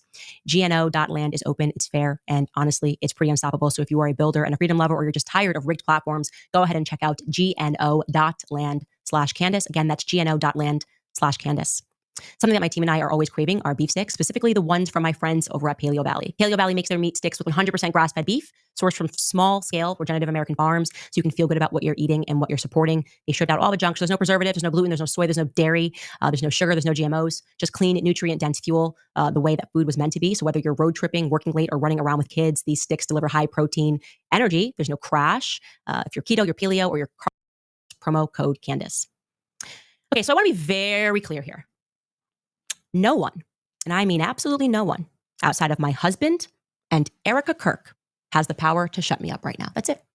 2 people. You got to make an appeal. You got to go to them. Okay. That's what I just said is meant to be a dig to the donors that are making frantic calls, trying to politic this situation under control because they know I'm telling the truth. Okay. Frantic calls from Seth Dillon. Oh my God. The truth is that Charlie was under immense pressure and he was facing financial threats over his shifting stance on Israel. See, this is where I understand where they're coming from in contacting her, reaching out to her and saying that she's not really, she's helping in her own way, but she's actually also causing harm. And again, I like Candace. I like a lot of what she shares. Some stuff I don't agree with, and that's fine. I'm not going to throw the baby out with the bathwater. I don't think she should be fired or anything like that. She's coming from a good place, and it was a friend of hers. But some of the stuff she's saying, tying this to like Israel and not making it clear, and then blaming people where there could be a target on their back, people being fueled by what's gone on, and target these people thinking they had something to do with this tragic event. There's no proof at this point in time. So this is where, if there was proof, then share the proof. But if there's not proof, then you're just inflaming tempers right now at this point. And it's just like respectfully, I think people should be speaking more on the facts. Anyway. Over who he was hosting over on from his podcast to people that were on stage at America Fest, Dave Smith, Tucker Carlson. That is reality, my friends. Again, want those people to know your money means nothing to me. I already said no to it. That's why I don't care to be in those circles. Make me persona non grata. I know what I did wrong. I looked you in your face and I said no to your money. Okay? Don't push me or I will name more names. What happens in the Hamptons is not going to stay in the Hamptons. Okay? Bring in our movie poster. I know what you did this summer. Okay? Got to add Josh Hammer's face to that poster as well because suddenly everybody's talking. So let's buckle up for some more indisputable facts. Okay? People that were at this weekend soiree in which Aaron Wexler sent out some of the invitations to, they're confirming that Charlie was pressed. Now, this was a multi-day weekend, but they're all like, yeah, no, at every layer, Charlie was facing pressure, questions from Seth Dillon. There's no way around that truth that they were not happy with his position, his modified position. I have it on first-person account that on the first day of the retreat, of which there were smaller meetings that took place, and then the retreat itself, Charlie presented and he explained that he felt that it was wrong that he couldn't publicly criticize Israel. He apparently used an example that if he tweeted, and again, we're riffing here, but something along the lines of Charlie said, if I tweeted, I think that Bibi Netanyahu should resign, that he would then be unfairly attacked. And Seth Dillon then allegedly, he pipes up and goes back and forth with him quite aggressively, saying like, yeah, because that would be anti-Semitic. I heard that after Charlie left, Josh Hammer was upset. Josh Hammer, I know for a fact, was a part of the beehive that was swarming him about people that he was having. This is what frustrates me too, a little bit, not Candace, but like the narrative, because she's not the only one saying it by any means. But Netanyahu already has crimes that he's committed. And crimes against humanity, war crimes, bribery, blackmail, etc., you name it. And pushing propaganda, hugely pushing propaganda, a lot of misinformation, a lot of lies. And he does have a lot of influence and people within his network in the US. But like, I don't know. This is like a huge thing that happened, and there's zero proof that Israel or Netanyahu had anything to do with it. So until there's proof, I'm going to reiterate, it's causing a lot more harm than good, I think. And there are already people that are actual anti-Semites out there. Okay, not the people that are calling out like the radical Zionist types, the extremists that want genocide, that we have them on the record saying it, even people that have worked within the Israeli government, Ben Gvir, others anyways that I mentioned before. And yeah, and it's just, as someone who has served, you know, I do see these as war crimes and crimes against humanity. And so he should be locked up. He is fueling a lot of rage internationally. So it's not even just in the US. It's all over the world. People walked out of a UN meeting last year because they don't condone what Netanyahu and people within his government, not all, but some people within his government are doing. And they don't support all the support that the US is giving, and other countries like Canada included. So we're not untainted by this. And we're talking about in the billions of dollars. And anyway, so people that again are already seen in a bad light, again, it's just fueling more fire. And I would suspect that things like this could cause more people to hate Jewish people. And there's a lot of Jewish people that do differentiate between themselves and Zionists. One is secular and it's regarding land and territory, and the other is a religion. All over the world. Anyway. At his conferences, I know for a fact. So if you'd like to dispute that, Josh Hammer, and release your text messages and there's radicals in all groups. There's extremists in all groups and religions and cults and organizations and you name it. And that you were just chill and supportive and thumbs up. Cool. I welcome you on this platform. Okay. You are allowed to literally sit next to me and say, that isn't reality. And here's how it all went down. But I'm going to say it again, that there's just, that seems to be like, it's 8 times more likely to be from the far left than the far right. And this is where I say things like socialism and communism and Marxism, like that type of extremism, it's never worked historically speaking. And this is why, this is what happens. When I was the greatest supporter and I never cared about who he had, even though I got destroyed in debate by Dave Smith on his stage, I was cool with that. I love free speech. It's amazing. Okay. I'm offering you my platform to do that. I'm not here. I'm not in the business of smearing. Okay. I need answers. And I don't like the fact that people are telling small lies and they're misrepresenting things. Okay. Now, as I have said multiple times, what I am uncovering here is a response to what I feel was a severe misrepresentation by Bibi and his echo here in America, of which I would say Josh Hammer and Seth Dillon are part of that echo. He's a criminal grifter. So again, that's not surprising. Like that was expected. It's so expected, predictable. Am I wrong in this? Like, am I wrong in that? He's trying to build up his image. Of course, he was going to exploit this. He knows that a lot of people love Charlie Kirk and what he stood for. Of course, he's not going to say. Of course, he's going to say something about it. And especially because a lot of people would put him as like the lead, like she's doing, predictable, respectfully speaking. She's a great journalist, but again, it's just having more guests on that can, like the former security professional that had worked with Charlie's team or getting the witnesses on, etc. No way attacking that narrative and associating it with the events that took place on Utah's campus but I don't like little lies. So let's attack this lead up. Okay, let's attack this lead up because there's no reason for Bibi to have lied, as I've said many times. We talked about Bill Ackman a lot yesterday. I talked about Bibi Netanyahu, the phone call, the do you want to come to Israel kind of trip kind of thing that to me, as I've experienced, has been a laced threat when I was going off the reservation. If like Charlie Kirk, I would have loved to have met this guy myself and had conversations with him. And so I believe Netanyahu when he says that he either admired whatever he said, it was all positive. I do believe him when he says that, and like he could learn a lot from Charlie Kirk. He could learn a lot. Start listening to a lot more of his stuff and like actually following that into your own life, and maybe resign. But so of course, like again, during a time where he's trying to again like build his image, he's going to say those things. It doesn't make him a murderer. I mean, he is one indirectly through like his policies and bills and ideology. Anyways, Israel, by asking perfectly sensible questions, I kind of got these invites from people like, once you speak to this person, you'll see things. Anyways, Bill Ackman responds to yesterday's episode. Okay. And I have it. Hold on. He's done. I know I keep on cutting her off, but he's done that with everyone does that. All governments do that. They invite people over to their country. They want to meet them. They want to talk with them, and they show him the best of the best. And whatever can fit their agenda or the narrative they want to push and promote and have them sponsor. And it's so typical. They'll get you drunk.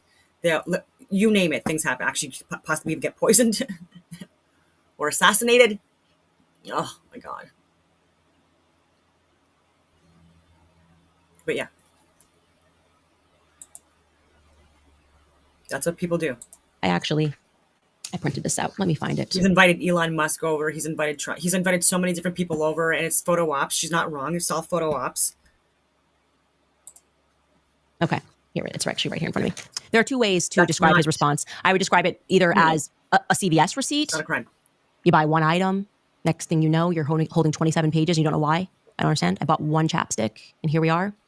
You can also describe it as like an online recipe. You know, something looks good. You see an online recipe. Oh, I want to make that. You want to know how to make latkes. But first, homemade chef Ackman has to tell you about how this recipe reminds him of his Bubby's house and that Hanukkah they spent in Israel, and all the kids love it. And you're like, bro, just how many cups of shredded potato? Please, just give us the ingredients.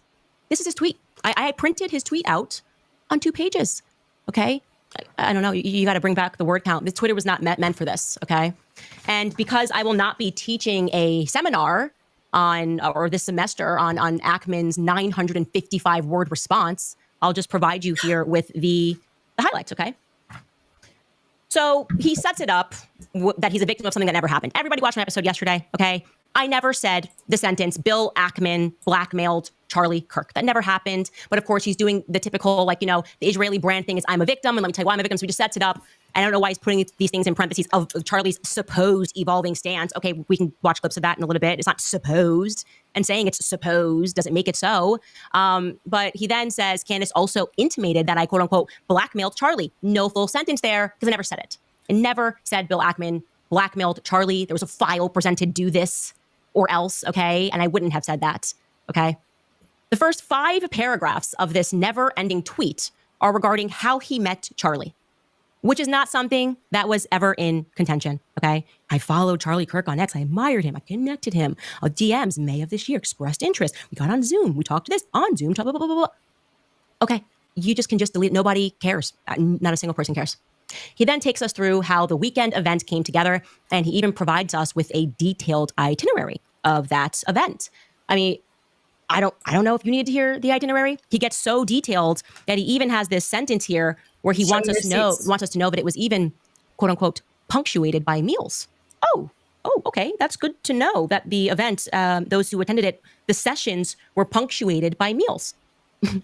I don't care, Bill. I literally don't care at all what you ate. I understand there was an itinerary. I just don't care. Conspicuously missing. Okay, then kind of wraps it up. And he's like, in short, this was not an intervention to blackmail Charlie into adopting certain views on Israel. It was nothing of the sort. Okay, buddy, I never said you blackmailed Charlie. I asked you if this moment happened. I asked you about Bibi Netanyahu. I asked you about whether or not there was pressure that was put on Charlie, which the attendees themselves are telling me that this happened. Okay, so what's going on here?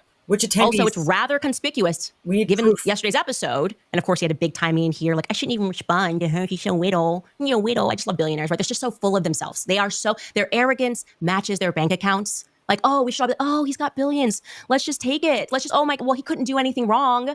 Yeah, you need to answer basic questions, and we gave you an opportunity to do that. Conspicuously missing is you not addressing whether or not Charlie was offered more money and funding from Bibi Netanyahu. Could you help us out? Whether or not Bibi Netanyahu invited him to Israel as a last-ditch effort to reaffirm his support for Israel. Or if, as I asserted, and as I maintain, Charlie was being pressured throughout this event about his viewpoints on Israel, and to him, he reflected that this felt like an intervention. Okay? Can you answer those basic questions? That would be great. Like I said, it's interesting you didn't even mention Bibi Netanyahu at all. You can stand up to him. And does anybody want to jump in and say, no, yeah, the letter Charlie wrote him in May was just like a glowing, he just was overcome with passion and said, I love Israel. You guys are amazing. You're beautiful. We're going to win this thing and you're perfect and doing nothing wrong. Love you, Bibi. I just find that weird that no one wants to address the substance of the claims here, whether or not maybe Bill himself has an opinion on whether Bibi lied by severe omission when he mentioned his last correspondences with Charlie. Because I feel like if Charlie said, I don't want to go to Israel, maybe don't bring up, I just invited him. I guess if it was friendly and everything was great and he was just going to come out, and sadly, he won't be able to make it out here. And regarding, just the public here, if you're trying to decide what's real and what's fake, whether or not what we're telling you is real or fake, you can take Charlie in his own words. I mean, shout out to Village Crazy Lady on X. She's a great follow. She just reads Bill Ackman's diatribe and says, okay, she goes through the itinerary. Bill Ackman just confirmed that he hosted his meeting with Charlie on August 4th and 5th. Here's Charlie talking to Megyn Kelly the very next day on August 6th. Now, how do you think that meeting went down? It just confirms that there was a meeting and that Charlie Kirk was still standing on his own beliefs and opinions based on his own facts. This doesn't prove blackmail. Oh yeah, I forgot to tell you that. That's the next day. Okay. Actually, so I will stop it here. It's a really long video, but again, I'm like so obsessed with this and getting the truth out that I think it's worth it. So this is Bill Ackman, who she's talking about. So he says a few facts, corrections, and receipts to dispel some misinformation going around social media. The Turning Point USA Hamptons event was not held at my house, but rather at a hotel in Bridgehampton, as I previously explained. I did cover the cost of the event, i.e. travel, food, and lodging for the participants. It was not a secret event and no one signed an NDA. Okay, so everyone, including the Turning Point representatives who attended, are totally free to share whatever they want about what took place and what was discussed. This was not a Chatham or Chatham House Rules event. Chatham House Rules? I don't know how you pronounce that. Sorry. Anyways, some have already publicly shared their experiences and perspectives on the convening. In the spirit of transparency, I encourage any of the other attendees that have not already shared their thoughts on the event to do so, and I've shared a lot of those accounts. That said, I understand why some may, he's talking about people that were in attendance to this. Forget that. Okay, so that said, I understand why some may not want to do so because of the fear of getting attacked by the mob who assume that something untoward took place. That's fair. I am sure there are some Israel supporters of TPUSA who became upset with Charlie because he told me so. He complained to me that some pro-Israel advocates view any criticism of Israel as anti-Semitic, and we both agreed that this is wrong. I did not complain to Charlie about Tucker Carlson's criticism of me at TPUSA. I did ask him why he thought that Tucker attacked me, and he told me that he did not know why. He told me that he thought my statement in response to Tucker was a great one. It can be found here, and then he shows a link. I'm just going to open it up just to confirm.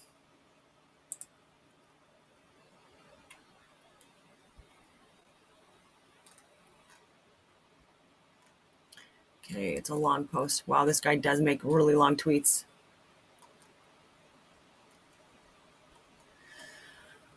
Okay, so I see Laura Loomer's response.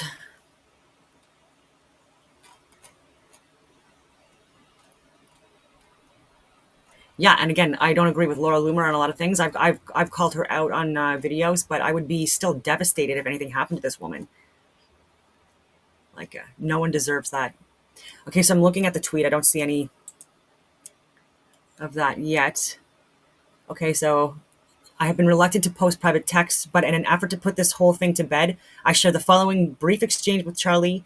And when reading this text exchange, ask yourself whether Charlie sounds like someone who I threatened, blackmailed, and or was the subject of an intervention about Israel or otherwise. Lastly, I mean, again, like, could there have been some kind of a concern, and rightfully so, a valid concern, of their donors and sponsors withdrawing support that they need to keep these events going because of their stance on certain things? Like, those are legit and valid discussions for anyone to have. And so, and the reason why he's doing this, because Candace Owens alone, 4.5 million views already. And so I'm hoping that no crazy people, again, are like attacking this guy, Bill Ackman, or threatening him. Okay, so it was great to get to know you better. We should do dinner sometime with the ladies. Response is absolutely, that would be awesome. Let me know when you will be in New York City and we will have you over. Thank you. I will. We are there a few times this fall. So he's sharing more stuff. So like, I got to give him his time as well for the responses. I've tried to do that with everyone. So even that guy that was saying USA, that witness who was actually there at the time that she talks about, saying that she doesn't believe that he had any malintent. I believe that as well. Like no one is completely predictable when it comes to unpredictable traumatic events. And and so I did share some of his responses. He did respond on social media saying that it wasn't like he regrets doing it or whatever it was along those lines. I'm summarizing, but that he was absolutely devastated about what happened to Tucker Carlson. He's a father himself. He was afraid for his life because of that image going viral and people thinking that he was celebrating the death, and he was saying that he was not at all celebrating it. It might have been some kind of a distraction tactic to get the shooter or other shooters, because again, at the time they didn't know what was going on in the area. And so, to target him, vice other people, but even her husband told him to get down and said it was in poor taste. And so again, like, we're judging people harshly, when like he was unfairly put in that traumatic position to begin with, and we're judging his actions, which were not criminal. And he's tried to clarify and correct the record. And so he should get, again, the same amount of views in order to counter the narrative than he's getting. And unfortunately, he's not. Like, not a lot of people are speaking out on that. And so, and then there was also someone who had taken out a pistol during the event as well. And I was saying that in the U.S., like a lot of people do carry firearms, especially like during major events, because they're afraid for their own safety because of what's been going on, and as protection, or even just because it's part of daily life and culture, honestly. And so might have, again, in response to a threat, was like, took it out to protect themselves or other people, right? So logical, if you're a veteran, or if you're in the military, if you're law enforcement, if you had a firearm on you at a specific event, and you heard shooting and gunshots, like, would you not think about employing your firearm? Like, at least taking it out of the holster? Anyway, I don't know. Let me know. It just seems like a natural thing that some people would do. Not everyone has military or law enforcement experience.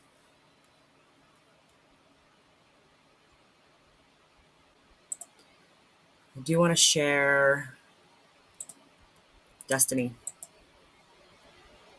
Shocking video shows leftist streamer Destiny calling for political violence and refusing to condemn Charlie Kirk's assassination. And he's putting it on the right as if it's our fault. They troll the shit out of the DDoS. This is not even political. This is ideological. Kid. That's a guy. That's one of the people. Like, legitimately, like, I was so. You have no. Like, it's actually kind of scary. Like, how close I was to getting people together to go down to his house and kill him and his family. Or it would have just been him and his father. Because I didn't know anything about. Dude, that was some of the most fucked up shit in my entire life. I was so fucking close to doing it, but I was making so much money on Twitch, and I don't know if Nathan was involved in yet, but for whatever reason, I decided that the current life I had wasn't worth the risk of. Oh my god. I was so close to this fucking address. I had fucking streets mapped out and fucking you have no fucking idea. That's when I first started getting an interest in like owning a weapon. I got a permit to own a gun and everything. He planned out a murder. He did not execute it. He said he was very, very close, but he literally planned out a murder, including address, street, etc., etc. The far left needs to be de-radicalized. peacefully, non-violently, none of that. It keeps on. And I will say that Destiny, and again, I would never wish anything bad to happen to him at all, ever. I hope he finds God. Oh my God. He's on Jubilee. He debates so many different prominent debaters all over the world. Like he's debated Andrew Wilson, like so many different people. And that's like the far left's representative. Like the speaker for their kind. We need to re-educate people. And then like these video game dialogues, I don't know. Everything. Holy. Oh, could you imagine watching Nunez's eyes pop out of his fucking head? Nothing would make me happier. Oh my God, I would fucking jerk off. So I would never need to browse porn again if I had a live video feed of Nunez being killed for crimes against his fucking country. Oh my God, it would be the most arousing fucking thing I could ever imagine seeing in my entire life. I'm squeezing my hog to this. That worthless, subhuman fucking piece of shit deserves to die. Conservatives have been disgusting for years, which is why I don't give a fuck about anybody that winds up at any of these rallies and gets shot or whatever the fuck, okay? Because they had no problem making fun of Paul Pelosi. The entire world would be better off if these people were permanently removed from these platforms. Like, there is no downside and only upside to see people like Candace Owens, Tucker Carlson, Tim Pool never be allowed to publicly broadcast their opinions ever again. You need conservatives to be afraid of getting killed when they go to events so that they look to their leadership to turn down the temperature. The issue is right now, they don't feel like there's any fear. If you wanted Charlie Kirk to be alive, Donald Trump shouldn't have been president for the second term. I'll give you one last chance, Destiny, to condemn the murder of... How disgusting is that to say that? That if people had not voted for Trump, that Charlie Kirk would still be alive. And all the rhetoric and the narrative and the division regarding Trump and the MAGA movement, et cetera, 24% versus 3%.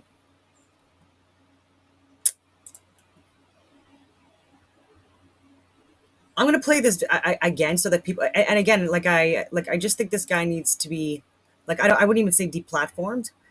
I don't know. Maybe he should, like, because like to me this is inciting violence. Like this is clearly psychotic thinking. And I don't think I'm dramatizing that.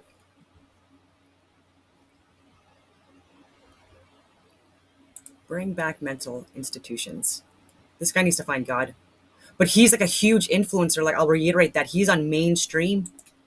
There's a lot of radicals that are listening to his work and they love this guy. They embrace this guy. They support this guy. And they call us extremists. Listen to this. Yes, you are acting like a non-human. Why can't I hear Donald Trump condemn violence in this all country? right, you won't condemn it. Okay, we've all heard. That's insane. We've all heard you repeatedly refuse to condemn it. We've heard Donald Trump refuse to condemn it too. But for some reason, the leftists on YouTube are a bigger deal. Unbelievable. Yeah. What's incredible is you don't have the basic humanity to condemn it. You'd rather taunt his widow. I find that sickening. Oh, I did troll the shit out of the DDoS kid. That's a guy, that's one of the people, like, legitimately, like, you have no, like, it's actually kind of scary, like, how close I was to getting people together to go down to his house and kill him and his family. Or it would have just been him and his father. Because I didn't know anything about it. Dude, that was some of the most fucked up shit in my entire life. I was so fucking close to doing it. But I was making so much money on Twitch, and I don't know if Nathan was involved in yet, but for whatever reason, I decided that the current life I had wasn't worth the risk of... Oh my God. Oh my God, I was so close to this fucking address. I had fucking streets mapped out and fucking you had no fucking idea. That's when I first started getting an interest in like owning a weapon. I got a permit to own a gun and everything. Holy. Oh, could you imagine watching Nunez's eyes pop out of his fucking head? Nothing would make me happier. Oh my God, I would fucking jerk off. So I would never need to browse porn again if I had a live video feed of Nunez being killed for crimes against his fucking country. Like a sexual fetish. Like how, like that, like talking about like murder, that he wanted to get off to it. Oh my God, it would be the most arousing fucking thing I could ever imagine seeing in my entire life. I'm squeezing my hog to this. That worthless, subhuman fucking piece of shit deserves to die. Conservatives have been disgusting for years, which is why I don't give a fuck about anybody that winds up at any of these rallies and gets shot or whatever the fuck, okay? Because they had no problem making fun of Paul Pelosi. The entire world would be better off if these people were permanently removed from these platforms. Like, there is no downside and only upside to see people like Candace Owens, Tucker Carlson, Tim Pool never be allowed to publicly broadcast their opinions ever again. You need conservatives to be afraid of getting killed when they go to events so that they look to their leadership to turn down the temperature. The issue is right now, they don't feel like there's any fear. If you wanted Charlie Kirk to be alive, Donald Trump shouldn't have been president for the second term. I'll give you one last chance, Destiny, to condemn the murder of Charlie Yes, you Kirk. are acting like a non-human. Why can't I hear Donald Trump condemn violence in So, this all country? right, you won't Why can't I condemn hear it. Okay, we've I all can't hear it. heard. That's insane We've to all me. heard you repeatedly refuse to And condemn we've it. heard Donald Trump refuse to condemn Jack it too. But for some Posobiec. reason, the leftists on YouTube are a bigger deal. Unbelievable. Yeah, what's incredible is you don't have the basic humanity to condemn it. You'd rather taunt his widow. I find that sickening. Oh, I did troll the shit out of the DDoS. So even this guy gets on Piers Morgan. I have been at this for literally years, doxed myself, etc. Ruined my entire career during COVID, at the pandemic, because of what I was sharing about a possible leak, possibly coming out of Wuhan, talking about the Wuhan games, like with multiple militaries, and about so many things. And I was giving medical, scientific, and government data to people. And again, it was just like and I don't know. And then videos taken down, accounts deleted, even my LinkedIn accounts, for sharing what I thought to be and still think to be facts and truth to help people. Never once called for violence, none of that stuff. Even with Netanyahu, I think he should go to jail. Huge fines, donate to charities of our choice, live court hearings, all of that stuff. But jail. No one deserves what happened to Charlie Kirk. No one on the left or the right. I don't care how extreme or radical. It's just due process. This will be handled in the courts. They are looking for the death penalty. I understand that completely. I know there are a lot of people that don't believe in the death penalty.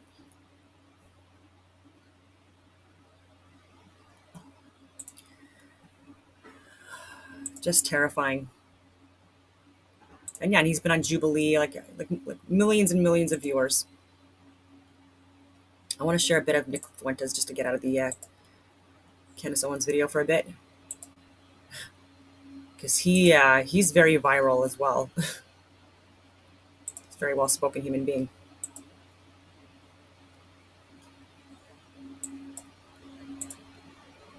Out here, I actually intended to get into a lot of this last night, but ran out of time.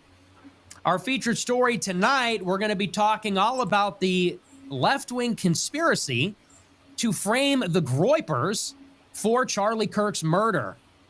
And I'm sure you've heard this, seen it on social media. Maybe your boomer parents asked you about it. I can't tell you how many people texted me over the weekend and said, my mom just asked me if I'm a Groyper and did I know the killer? Did that happen to you? Did it happen to you? I got at least a dozen text messages over. I was wrong about the amount of people. That there was one study that had said that like 92% of certain people within a certain demographic believed that Charlie Kirk's shooter, Tyler Robinson, was Republican or far right. There is a large percentage of the American population, but I think it's actually like 24% maybe. That still believe that he's on the far right, and it's because of AI generated photoshopped images that morons put out there. Like, get a fucking life! Like, oh my god, or some kind of like AI generated image that was monopolized on, showing like a T-shirt that had like no logo on it or anything like that, but that it was being shared with like the American flag, so, whatever it was, something that looked like that would indicate that he was a Republican, and it was photoshopped. So many people are still circulating that. It's like, oh, you dumb fucking look right wing, look at one of your own. And it's like, no, that's no. And the right has done it as well. So Ben Shapiro, with the burned babies that he shared, that video, showed that image. I was one of the first people that showed that this was AI generated. Not because of anyone special, but it's because at that point I had already been involved in the game, know what to expect for a few years. For the weekend that went exactly like that. And that is because it seems that there was a concerted effort. I don't think this was organic. Something is up here to implicate or frame the Groypers for the murder. And at first, I thought the narrative was completely ridiculous. It is ridiculous. I guess I should say I thought it was so ridiculous that the idea that it would gain any currency or traction anywhere among any demographic seemed equally as far-fetched. And yet, this narrative has exploded, and it's everywhere. And a poll came out the other day. It said that a quarter of Generation Z believed that Charlie Kirk's assassin was a Republican. And that is due to a deliberate disinformation campaign to obfuscate the facts of the case, particularly concerning the messages inscribed on the cartridges or the bullet casings, and to mischaracterize those messages as deriving from the right wing, which is absurd on its face. And so we'll talk all about it tonight. We'll get into the conspiracy theory, the narrative. We'll talk about why they said what they said. We'll debunk it. And we'll get into why it is that there's such a deliberate effort to do this. I have a very bad feeling about all of it. And I have to tell you, ever since the events that took place last Wednesday, I've had a very bad feeling about all of it. It is possible, and it might even be likely at this stage, that Charlie Kirk was murdered by one or a group of radical left-wing activists. I think that's possible. I think it's likely. Me too. But I feel like there's something more to the story here. I just can't shake the feeling. Me too. And you know, we're in the middle of a very interesting time right now in the whole world order. There's a lot of weirdness about this year in particular. I can't be the only one that feels this way. And this is concerning the situation in the Middle East, of course, this new Trump administration, which something is not right with this president and something is not right with this administration. And something just feels off about this one. Every single day since, and every development, every new revelation, it just, something feels wrong. Can't place it, can't put my finger on it, and we have to deal with the evidence that we have. But something doesn't feel right about it. So we'll talk all about that conspiracy. We're also going to talk tonight about the Charlie Kirk Data Foundation. This is actually some good news. Now for some good news. I think this is incredible.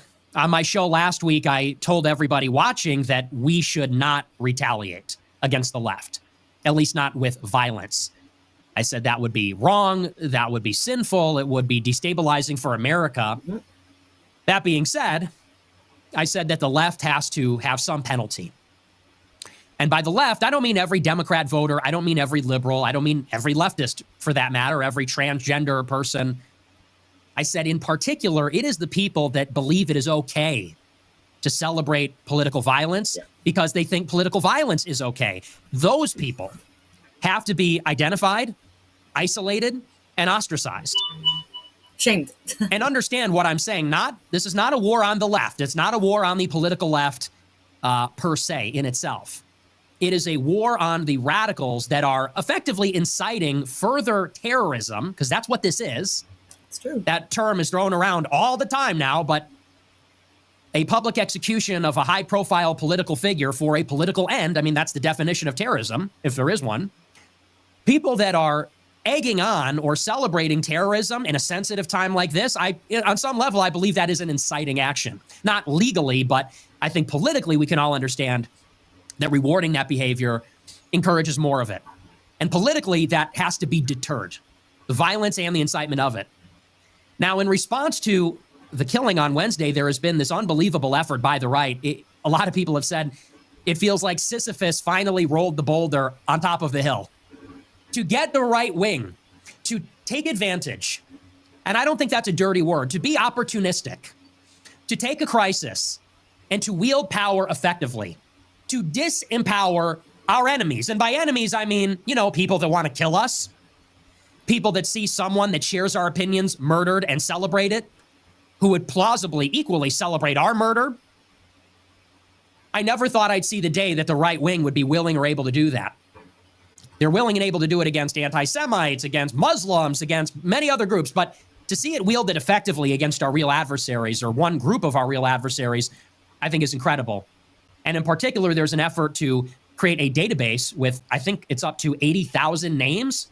80,000 names with the posts, what they said, what they did, of presumably mostly left-wing people that were cheering on and celebrating the death of Charlie Kirk. And I think it's necessary. Enough is enough. It is necessary. If anything, it's long overdue. Yep. And I know that's controversial. We're going to talk about it tonight. I've gotten some criticism. Violence. Dan Bilzerian disagreed with this. He texted me today. He said, ourselves you and want arm Palantir to come ourselves after us? about people. And I love Dan. We agree on so much. We disagree on this. Maybe we'll talk about it sometime. And I know a lot of people, I saw Kim Iverson said the same thing. She's incredible also, but I do disagree with her on this. I think it's a good thing. And I'll explain my position on that. Feel free to disagree, but we're going to get into that tonight as well. Also, we will talk about the transcript of the messages between the suspected killer of Charlie Kirk and his transgender boyfriend. They're very weird. And a lot of people have pointed out that the messages are strange. They're stilted. The tone, the vocabulary, there's something off. The prosecutors, or I actually don't know which official released them, but we've gotten some more information about the actual suspected killer. As I said, we got the full transcript of the final conversation he had over social media with his boyfriend. And I'm sure you've all read it. Everybody seems to be on top of this stuff, but I'll read it for you tonight. The conversation, it comes across very strange. And I'll read through it for you tonight, and we'll discuss that. Some people are pointing out that it sounds maybe like a complete fabrication, scripted. Other people are pointing out that it might have been written with the intention of being discovered by law enforcement, maybe to exonerate the partner. But there are some details here that don't sit right with people. So we'll talk about that too. Should be a pretty good show. We're going to get into all of that. Before we do, I want to remind you to smash the follow button on Rumble, smash a like button, leave a comment. Let me know what you think about the show. One other thing briefly, before we get into all of it, I have to say, there is this phenomenon. People are blaming Israel for Charlie Kirk's death. And last night, I laid out the case. I laid out the case in rigorous detail for the official narrative from the FBI that it was Tyler Robinson, this 22-year-old leftist with a transgender boyfriend.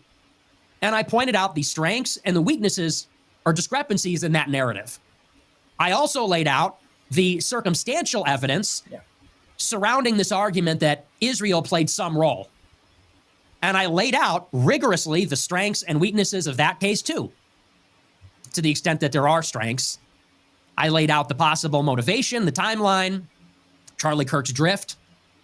And it confused a lot of people, I could tell. I saw in the replies to some of the clips, people said, Nick said he doesn't believe it's Israel, but then he made a case as though he believed it was. And I said last night, we don't really have the information we need. We have an official narrative from the FBI, but we can't trust the FBI. I don't trust the FBI. So we can't take that for granted. What's more, there's discrepancies in the official narrative. We need to get those ironed out. There have been some tall claims made about Charlie Kirk and his state of mind concerning the Israel issue at the time of his death. These claims have not been fully substantiated by evidence. That's true. Now, we can create a narrative based on hearsay and based on maybe a subjective interpretation of things that he said. And there is private testimony that counts in the record. But I have not seen a ton of receipts, or any for that matter. I actually don't see a direct connection in that narrative either. Me either. We have a motive, maybe. We have a motive, but we have some circumstantial thoughts about it. We don't have much in the way of concrete hard evidence. We've got some claims, secondhand anonymous sources. We've got this piece from Max Blumenthal. That does not make the case for me. It's not doing it. And I got to tell you the truth just really quickly before we get into it tonight. I think that case is blowing up right now. And we talked about it last night. Max Blumenthal seems to be the source of this idea. Max Blumenthal, who is a Jewish leftist who smeared yours truly, Max Blumenthal, the Jewish leftist, created this article with unnamed sources, anonymous sources, that create this narrative that Charlie Kirk was on the verge of flipping on Israel and is effectively implying that the donors wanted him dead. That seems to be the insinuation. And they'll run from that and they'll hide from that, but that's obviously the insinuation. Let's not be obtuse. And to make that case, they told the story about Bill Ackman, which we went over last night, and they insinuated that Charlie this is Nick Fuentes. Kirk walked away from this meeting with Bill Ackman, a Jewish billionaire, in August, feeling blackmailed, feeling afraid. He's very controversial as well. And there are people on the left that believe that he is like very far right, extreme radical, more so than Charlie Kirk. There are things that he says that I think are and absolutely can be construed as offensive, but that's not a crime. None of that stuff. And he is, again, a man of faith, a man of God, for those of you that don't know him. And he's really articulate, but really well spoken. I do agree with a lot of what he shares, but some stuff that he says, again, it's being used as clickbait. It's not helping. This can also further radicalize people on the left with what he says, even if he's joking, because some people do take it seriously when they're mentally unwell. Okay, so the average viewer are able to ascertain that not to take him seriously. He is comedic as well, but you can't rationalize with an unrational human being. And we now have receipts and testimony and names about that meeting, but from the pro-Israel side, from Xavier DeRusso, from Bill Ackman, from Seth Dillon. And they all claimed that Charlie Kirk arranged that meeting and that it was basically a run-of-the-mill influencer retreat, that Charlie helped organize, plan, set out the invitations. They have the receipts for it. And it blows up. If that was supposed to be a piece of evidence in the Israel conspiracy, the evidence that has been provided by Ackman and the other attendees with receipts, which has not been refuted by Blumenthal or Candace Owens, who promoted the story, it just blows up their narrative. And their response to the receipts has not been to refute one thing that they've said, but to say, well, we never claimed that Charlie Kirk was blackmailed. This was what Blumenthal said tonight. In the original piece, Blumenthal said Charlie felt blackmailed after that meeting where he was screamed at and it seemed like there was an intervention. He was ambushed. Bill Ackman said, no, Charlie organized the event and it was fine. Blumenthal comes out and says, well, what we meant was that Charlie felt morally blackmailed because one of the attendees was mad at him. There's always going to be some tension when there's disagreement, but like there's nothing more to that.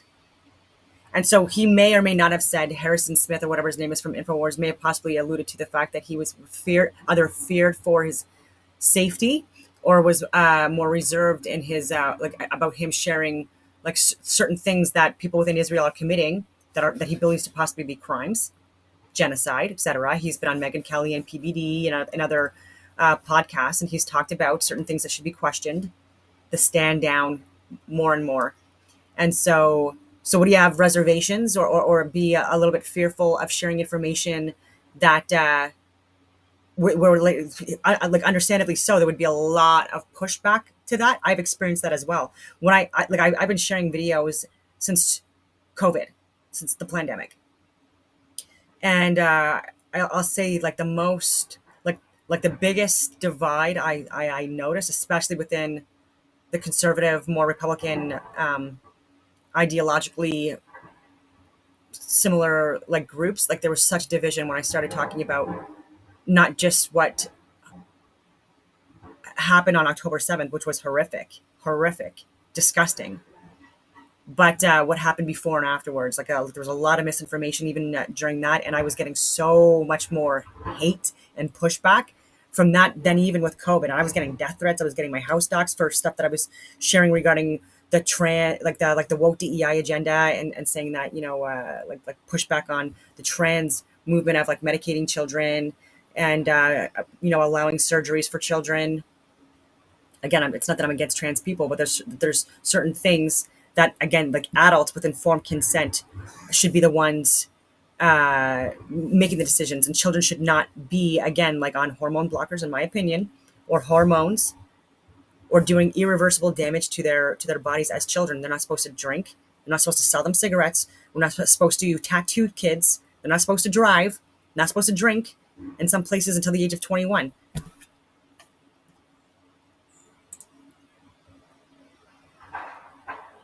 And because of sharing that information, living in objective reality,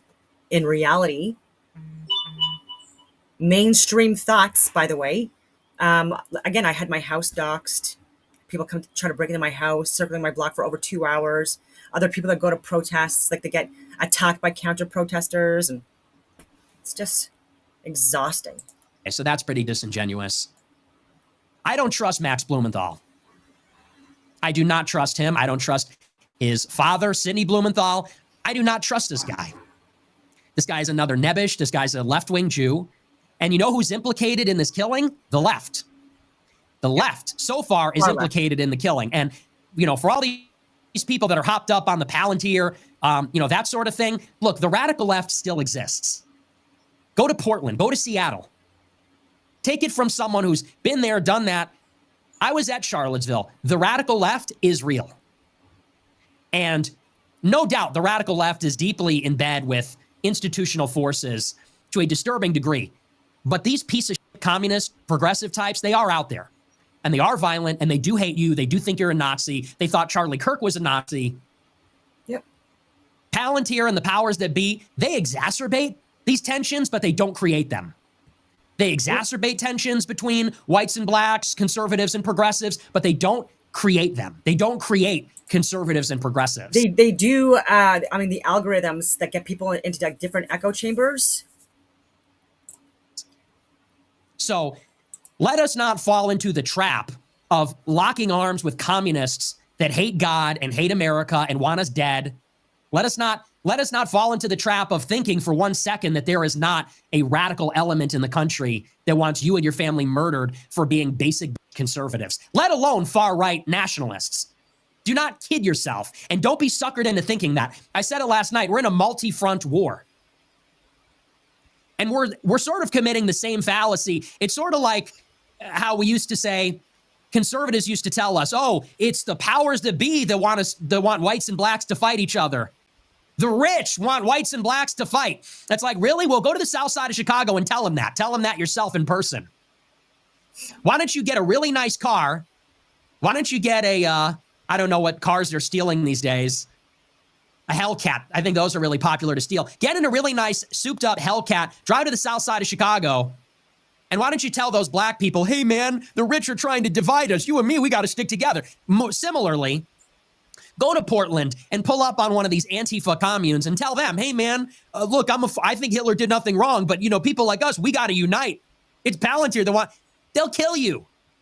So don't kid yourself. And yes, Jewish rightists, Jewish Zionists on the right, yes, they will scaremonger about Antifa to rally us to the side of the pro-Israel right. It doesn't mean that that is not a real faction. And anyway, so the other people that I saw, which was interesting, so I covered this on my show last night, and I saw all the clips on Twitter were getting bombarded by the American Communist Party, which is run by Jackson Hinkle and Infrared Haas, who is some brownoid from Michigan, some mudslime brownoid. Oh my God. And so my posts were being brigaded. They said, oh, you're pro-Israel. You are with the Israelis because you don't. Did you know that after this murder last Wednesday, the American Communist Party wiped its Discord server? I wonder why that is. Could it be that maybe Tyler Robinson and the people he was involved in, maybe they were in the ACP Discord server? Maybe they were involved in that, you know, John Brown gun club or one of those tranny gun clubs out there in Utah? Now, did Jackson Hinkle's group, did they wipe their Discord out of an abundance of caution? Seems like a guilty conscience, maybe. Seems like they're afraid of what's in there. And if you don't come and say, oh, Israel killed Charlie Kirk, their top goy, if you're not all in on that conspiracy, they say you're a shill. Well, I don't know. It seems like they're trying to save their own asses. I don't think it was Israel this time. I think it was the left. And I think that people like Blumenthal and Jackson Hinkle and others, I think they'd love for you to think this is an Israel operation to divide the right and left because this came from the left. Anyway, I just saw that. I saw some of these things. It seemed to be coordinated, and every account I tapped on, it was all communists, all ACP, Hammer and Sickle and Bio. They're all subscribed to this communist group. That's just what they are.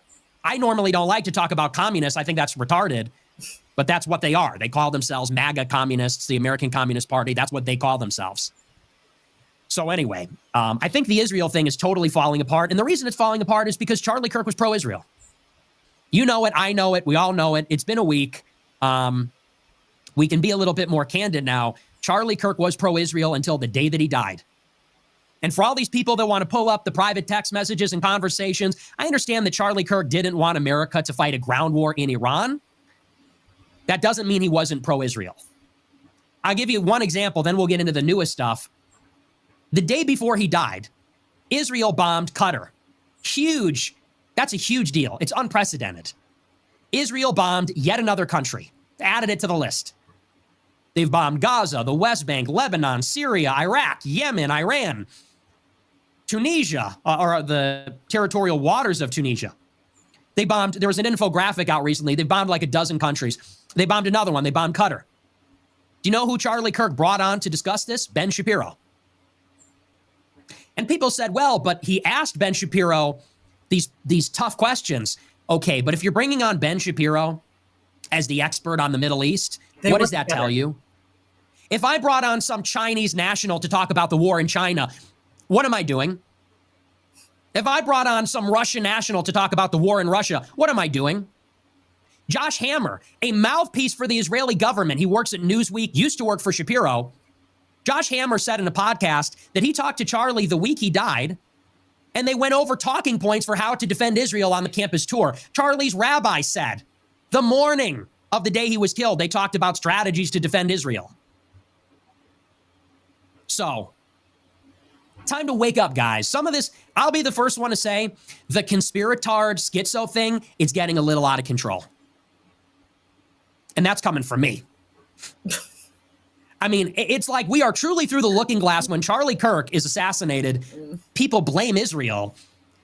I, who fought Charlie Kirk because he was pro-Israel, am being said to, I'm being said to be covering up that he was killed for this miraculous conversion.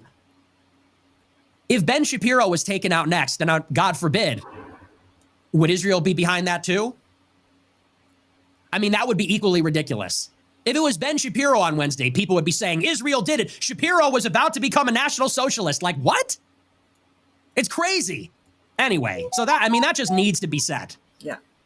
Like, people talk about, and we talked about it last night. Did Netanyahu give Charlie Kirk $150 million or offer it up? I've heard that claimed. I don't know if that's the dollar amount. I've had friends of mine tell me that, yes, Charlie refused an infusion of cash. I have not heard any receipts that it was 150 million, although that's what's being claimed. And if there is any evidence, I would implore Candace Owens to produce it.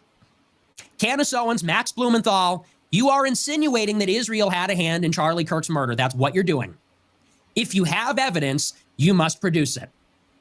I saw Candace on her show today. She said, if you keep pushing me, then I will name more names.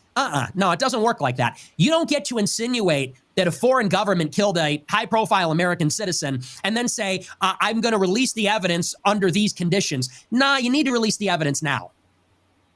She says that she has a copy of the letter that Charlie Kirk sent to Netanyahu. You need to produce that letter. Sorry. You can't drag it out on your show for clicks. Oh, more receipts tomorrow, more receipts behind the paywall, more receipts any day. No, sorry, you got it. Put up or shut up now. It's getting, Charlie Kirk's own pastor, Turning Point USA, is saying it's getting to be offensive almost. So, you know, for someone that wants to get to the bottom of everything and overturn every rock and produce all the receipts, she's not being very forthcoming. Stop with the games. Show us the evidence you have or stop. Stop insinuating that there are things out there that the public doesn't know. You need to disclose what you have. If you have something that would implicate Israel, everyone needs to see that. Everyone needs to know that. Why withhold it? I saw that clip this evening. She said, if they don't stop coming for me, I'm going to name more names. And so if they stop coming for you, you're going to sit on them forever? You're going to withhold the information indefinitely? What is that? I don't like that. I don't like that one bit. I don't like her whole deal. So, you know, the Max Blumenthal thing, I thought maybe there was something there, but his credibility is in shambles after Bill Ackman put out, and I don't even like Bill Ackman. I mean, I've been talking about Bill Ackman for the past year and a half. Until I'm blue in the face, I've been talking about Bill Ackman, how he shifted to the right after October 7th. He took out Claudine Gay. I mean, we've been all over that guy. Not a fan. But I was also not a fan of Charlie Kirk. And they are mischaracterizing that meeting. They lost credibility on that. It was disingenuous. If there's anything else that they have, now would be the time. Because otherwise, it's just making everybody that has ever criticized Israel look like an asshole right now. And by the way, last thing I'll say on this, I don't doubt that Charlie Kirk was chafing with his Israeli donors. I don't even doubt that at all. I think that's 100% true. The idea that Charlie was becoming defiant, that he was chafing, I mean, that's just a fact. That has been demonstrated. He said that when he was alive. He said that with Megyn Kelly. That's not even in dispute. Were they trying to bribe him? I think that's probably 99% true. I think that's almost a certainty. But the idea that they took him out, that's the part I'm not buying. Was Charlie chafing with them a little bit? So is Trump. So was Biden. So was Obama. So is every president since Reagan. But you know what? There's all the difference in the world between somebody that gets up and says, Israel is our adversary. We need to be against Israel. Israel itself is the issue here. And somebody that says, oh, well, I'm just against the forever wars. I love Israel. I'm pro-Israel, but I'm against the forever wars. I don't love Israel at all. To the extent that I love all people, I love everyone in the world. But Israel as a country is hurting America, and I don't love that. And it's not just the wars. It is a truly global Jewish community, of which Israel is just a part, that is controlling America. And so I even saw Tucker Carlson's show tonight, and this is how Tucker characterized it. He said Charlie loved Israel. Charlie wasn't anti-Israel. He said Charlie wasn't criticizing Israel in a creepy or weird way. He said Charlie just didn't like Netanyahu. Okay, see, something's not right there. And that's the same line that Max Blumenthal, the Jewish leftist, uses. Max Blumenthal doesn't hate Israel. Max Blumenthal's Jewish. Max Blumenthal, as a leftist, doesn't like Israel's right-wing government. Tucker is pro-Israel. He just doesn't like the neocons that support Israel's wars. And Charlie Kirk was no different. So let's just stop pretending now. Let's just cut the shit and let's stop pretending that the top goy, and I don't say that in any way other than that is just descriptive. Let's stop. We could say a lot of nice things. Charlie Kirk was a hard worker. He was courageous. He was talented. I think all of that is true. I think he was a true believing Christian. All of that can be true. At the same time, we all know what he was. And I don't say this to be hurtful, but we all know, why is the whole Trump government going to his funeral? Because he was a partisan for the GOP. Okay, this was a party man. He towed the line on Israel as well as everything else. Let's not, there's a fine line there. Hard worker, talented, sharp, future president, pious, ultimately gunned down, I think, for his Christian convictions on the transgender issue. I think they martyred him for his Christian position. I think a left-wing dirtbag killed him because of his conviction on a matter of faith and morals. And that by itself makes him a martyr, strictly speaking. With all that being said, let us not mythologize and pretend like he was something other than what he was. Seriously. It's just gotten to a point where for the past 6 days, we have had on September 7th, and listen, I'm not saying this to be a jerk. I like Ian Carroll a lot, and I have respect for him. But on September 7th, Ian Carroll said to Charlie Kirk, you're working for the Jews that killed Christ. On September 11th, we're supposed to believe Charlie Kirk was on the verge of becoming what? He fought the bankers now? Seriously? And we all know that, and listen, and we all know that's true. On September 9th, we would have said he's a shill for Israel. But on September 11th, because he was tragically murdered, now we're going to pretend like he was the second coming of Hitler. That's how they're making it sound. I'm just going to share, just to give Candace her due credit as well. She does share because he's talking about him and his support for Israel. And so this is, because I've mentioned Megyn Kelly as well as PPD. She shares a clip of a podcast that he did with Megyn Kelly. The possibility of Jeffrey Epstein possibly ability on the subject. Showed one portion of what Charlie said to Megyn on that show. Go watch the full thing. Remember, he's with Bill, he's with Seth, he's in the hand-ins. Bill just confirmed that gratefully. And then suddenly he's overcome with a need to vent about the pressure that both he and Meghan are facing as people that have traditionally always supported Israel. Let's take Charlie in his own words. Take a listen. My contention here is that some in the pro-Israel camp are so knee-jerk about calling you anti-Semitic or getting deeply offended if you say anything that doesn't align with their narrative, that it undermines their own cause. And I have to tell you, I find it very irritating because I do feel like some of us have earned the right to have some credibility on the subject of Israel and don't want to be called those names when we have some mild pushback on some of the overreaches, whether it's, you know, whether they're winning or losing the propaganda war right now. And my contention is they've begun to lose it. And I realize it's propaganda coming at us from Hamas, but their numbers have turned here in America. They've turned not so much with Republicans, a little bit with Republicans, but completely with the Democrat Party and with independents. They have shifted mightily from at least double digits highs to single digit lows now with when it comes to approval. And also with respect to, you and I speculated about this at the Turning Point event, whether the possibility of Jeffrey Epstein possibly being a Mossad agent or asset or affiliated with, that's been turned around on me too, to you must be anti-Semitic. What the hell? That's such bullshit. The same people who say you can criticize Israel, that's fine, we won't call you anti-Semitic if you criticize Israel, now turn around immediately and say you're anti-Semitic for even raising that. I completely reject that. And I raise this as a pushback against my friends on that particular strain of the aisle to watch it, because you don't want to alienate people who are openly your friends by going nuts in your crackdowns on mild pushback on anything related to Israel. Now you take it. I'm so glad you brought this up, and I would second that, Meghan. I think I have a bulletproof resume showing my defense of Israel, both on campus, on social media, to great, you know, let's just say mockery and scorn at times, right? Because I believe it, right? I believe in the scriptural land rights given to Israel. I believe in fulfillment of prophecy. And again, I'm not a theologian, but I'm a Christian. My life was changed in Israel. The spiritual energy is so amazing there. I want them to win. I've said that repeatedly.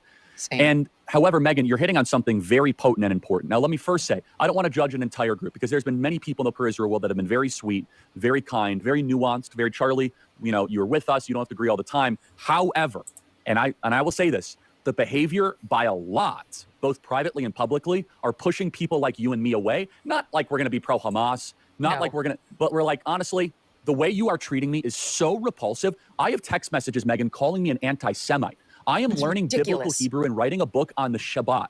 I honor the Shabbat, literally the Jewish Sabbath. I visit Israel and fight for it. And there's another article out in the Times of Israel today. I could read it on air. I was just reading before I got on. Charlie, what are you doing? Like, why are you, what am I doing? I'm sorry. Like, let's just take a step back here. I can tell you right now, from the energy that is coming out of him, the energy that's coming out of Meghan, is where I was 2 years ago. Okay? I've been there. You can't even lie to, you can't even attempt to lie to me about what is pouring off of both of them. I was someone who spent my life, my political life, defending Israel. Didn't really mean anything to me. It seemed like a good, argument on surface that we should support them. They're the only democracy in the Middle East. Okay, now I know that that's not even true. But like, who cares? I do agree and follow the money. Yep. And I do agree that I do think that, and I've called it out before as well with Fox News and with Megyn Kelly and with Mark Levin and with Ben Shapiro, with Charlie Kirk. They're so brilliant in so many different ways, but there's such a bias, and people know who their donors and sponsors are and who funds their media. So we know there's a bias there, which is unfortunate because, again, this is stuff that's supporting and enabling crimes against humanity. But to blame them directly for it is nonsensical.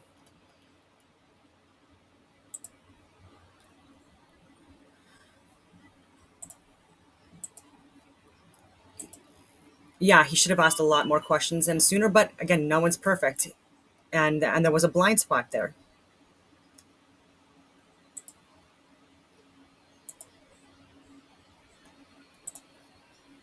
And I think that could not be further from the truth. So, and I say that for no reason other than let's just be honest here about what's going on. Let's just be absolutely truthful. It doesn't take away from, the kind words I have to say about him. It doesn't take away from the fact that he didn't deserve to die. It wasn't a tragedy that happened last week. But it is to say it's getting a little ridiculous now. It's getting a little ridiculous.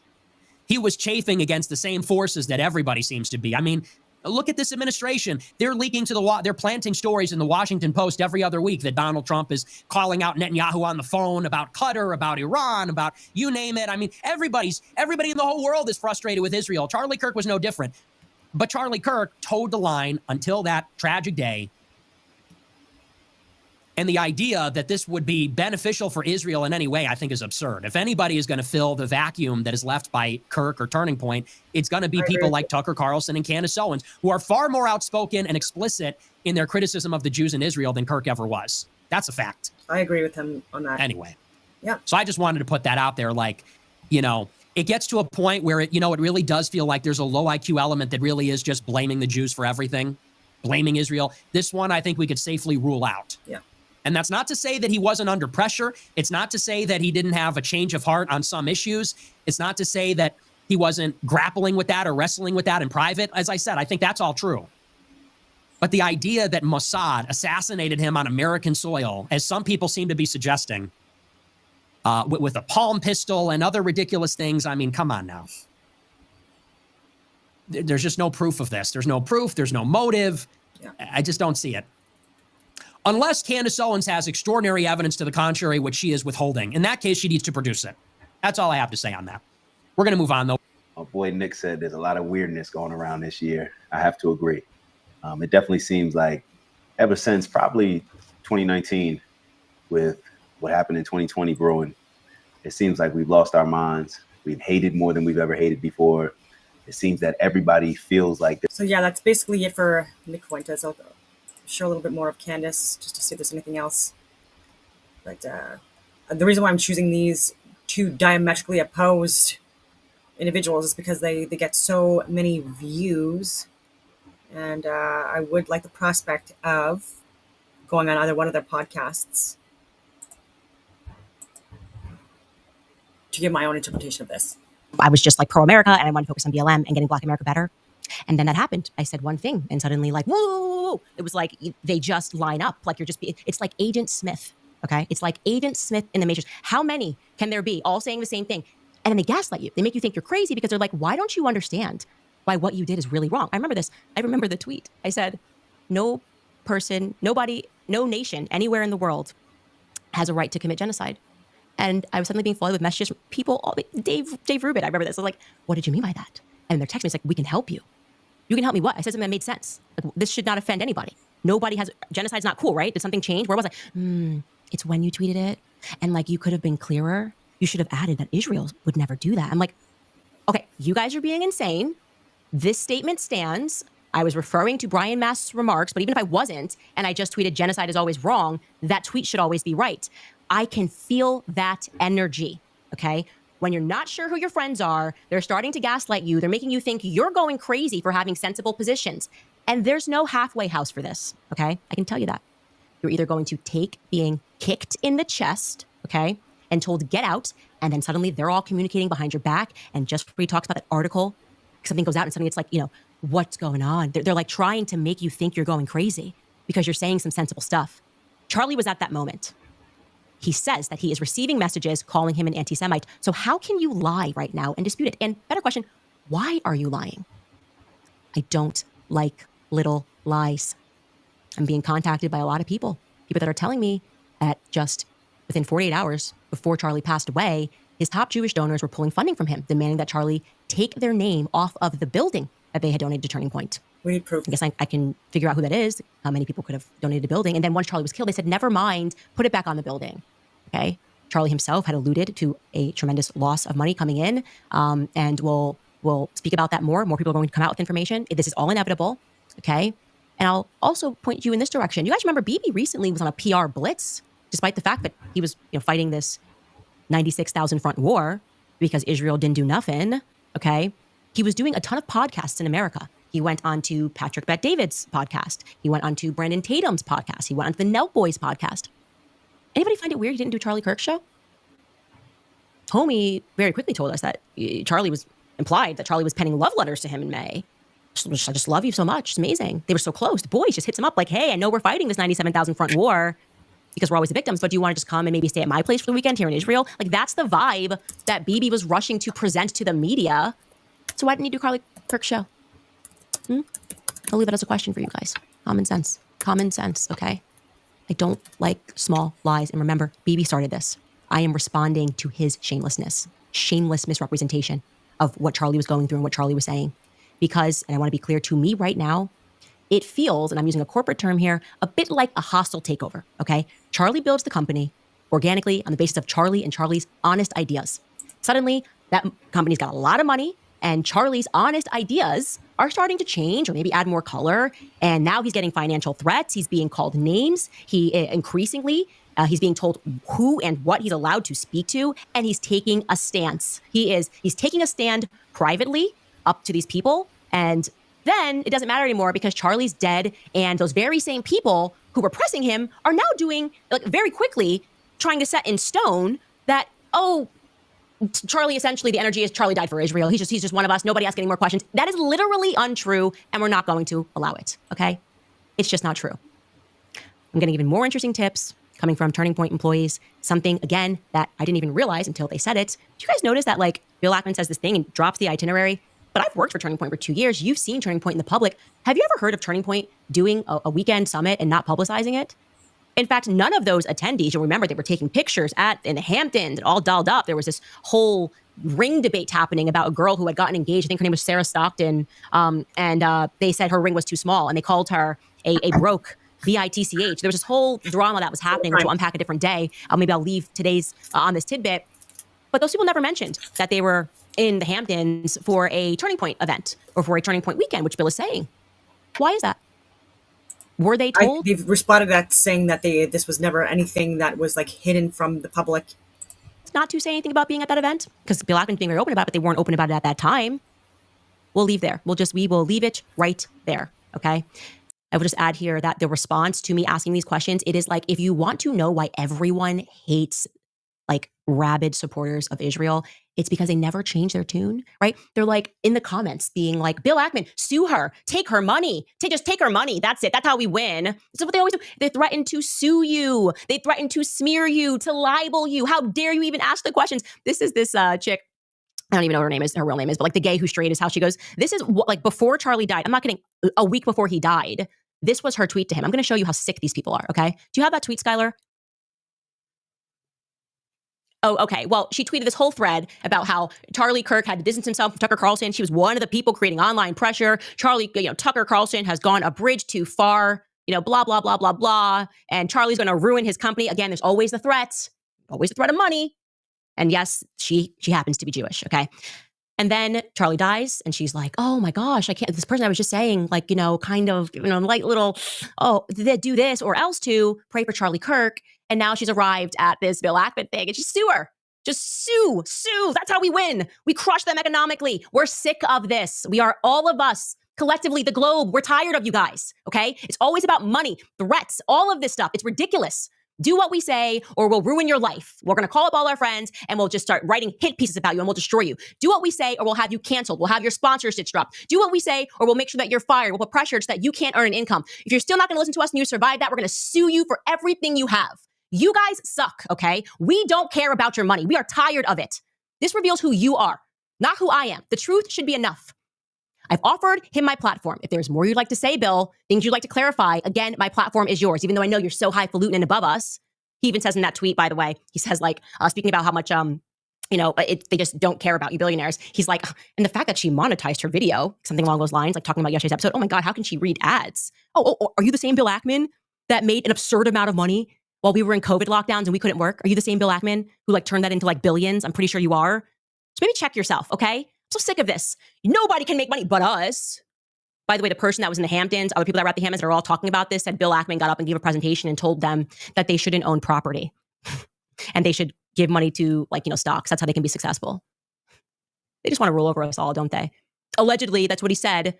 Bill Ackman, you can reply. Did you tell people that they shouldn't own property when you gave your presentation on this now infamous meeting in the Hamptons, which wasn't publicized until I publicized it? I don't know. I'm just asking questions. Are we allowed to do that? Or are you going to sue me? You're going to crush me? You're going to impoverish us all? Why are you guys like this is my question. Laura Loom are in too. This is like how Bill, I guess, wins the argument. They're like, Bill gave money. It's all about money all the time.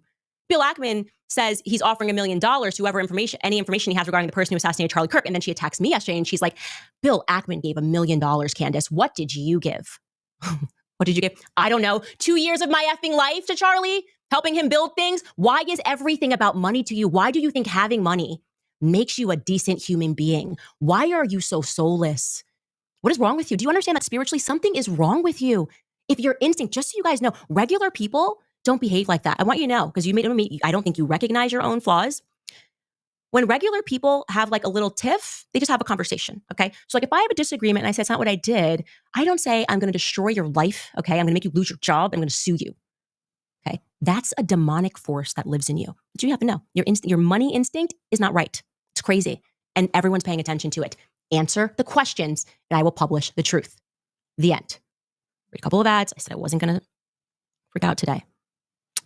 I did freak out a little bit right there at the end. I'm trying to calm down. First, I'm going to remind you guys about Tax Network USA. I know, because I know I shouldn't read these ads. It's Bill Ackman. It's like, how could you put ads in here? I can hedge against COVID and make billions, but you, little girl, don't read an ad. Or who is cheering it. There are many businesses who refuse to say a word about this cruel act. It's not left or right. Again, this is about humanity.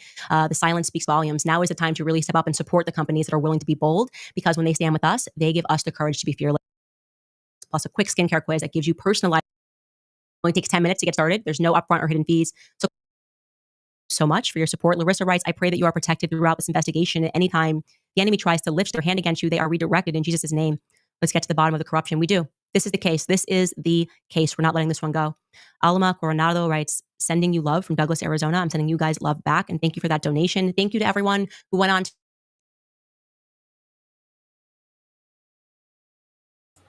Long video today.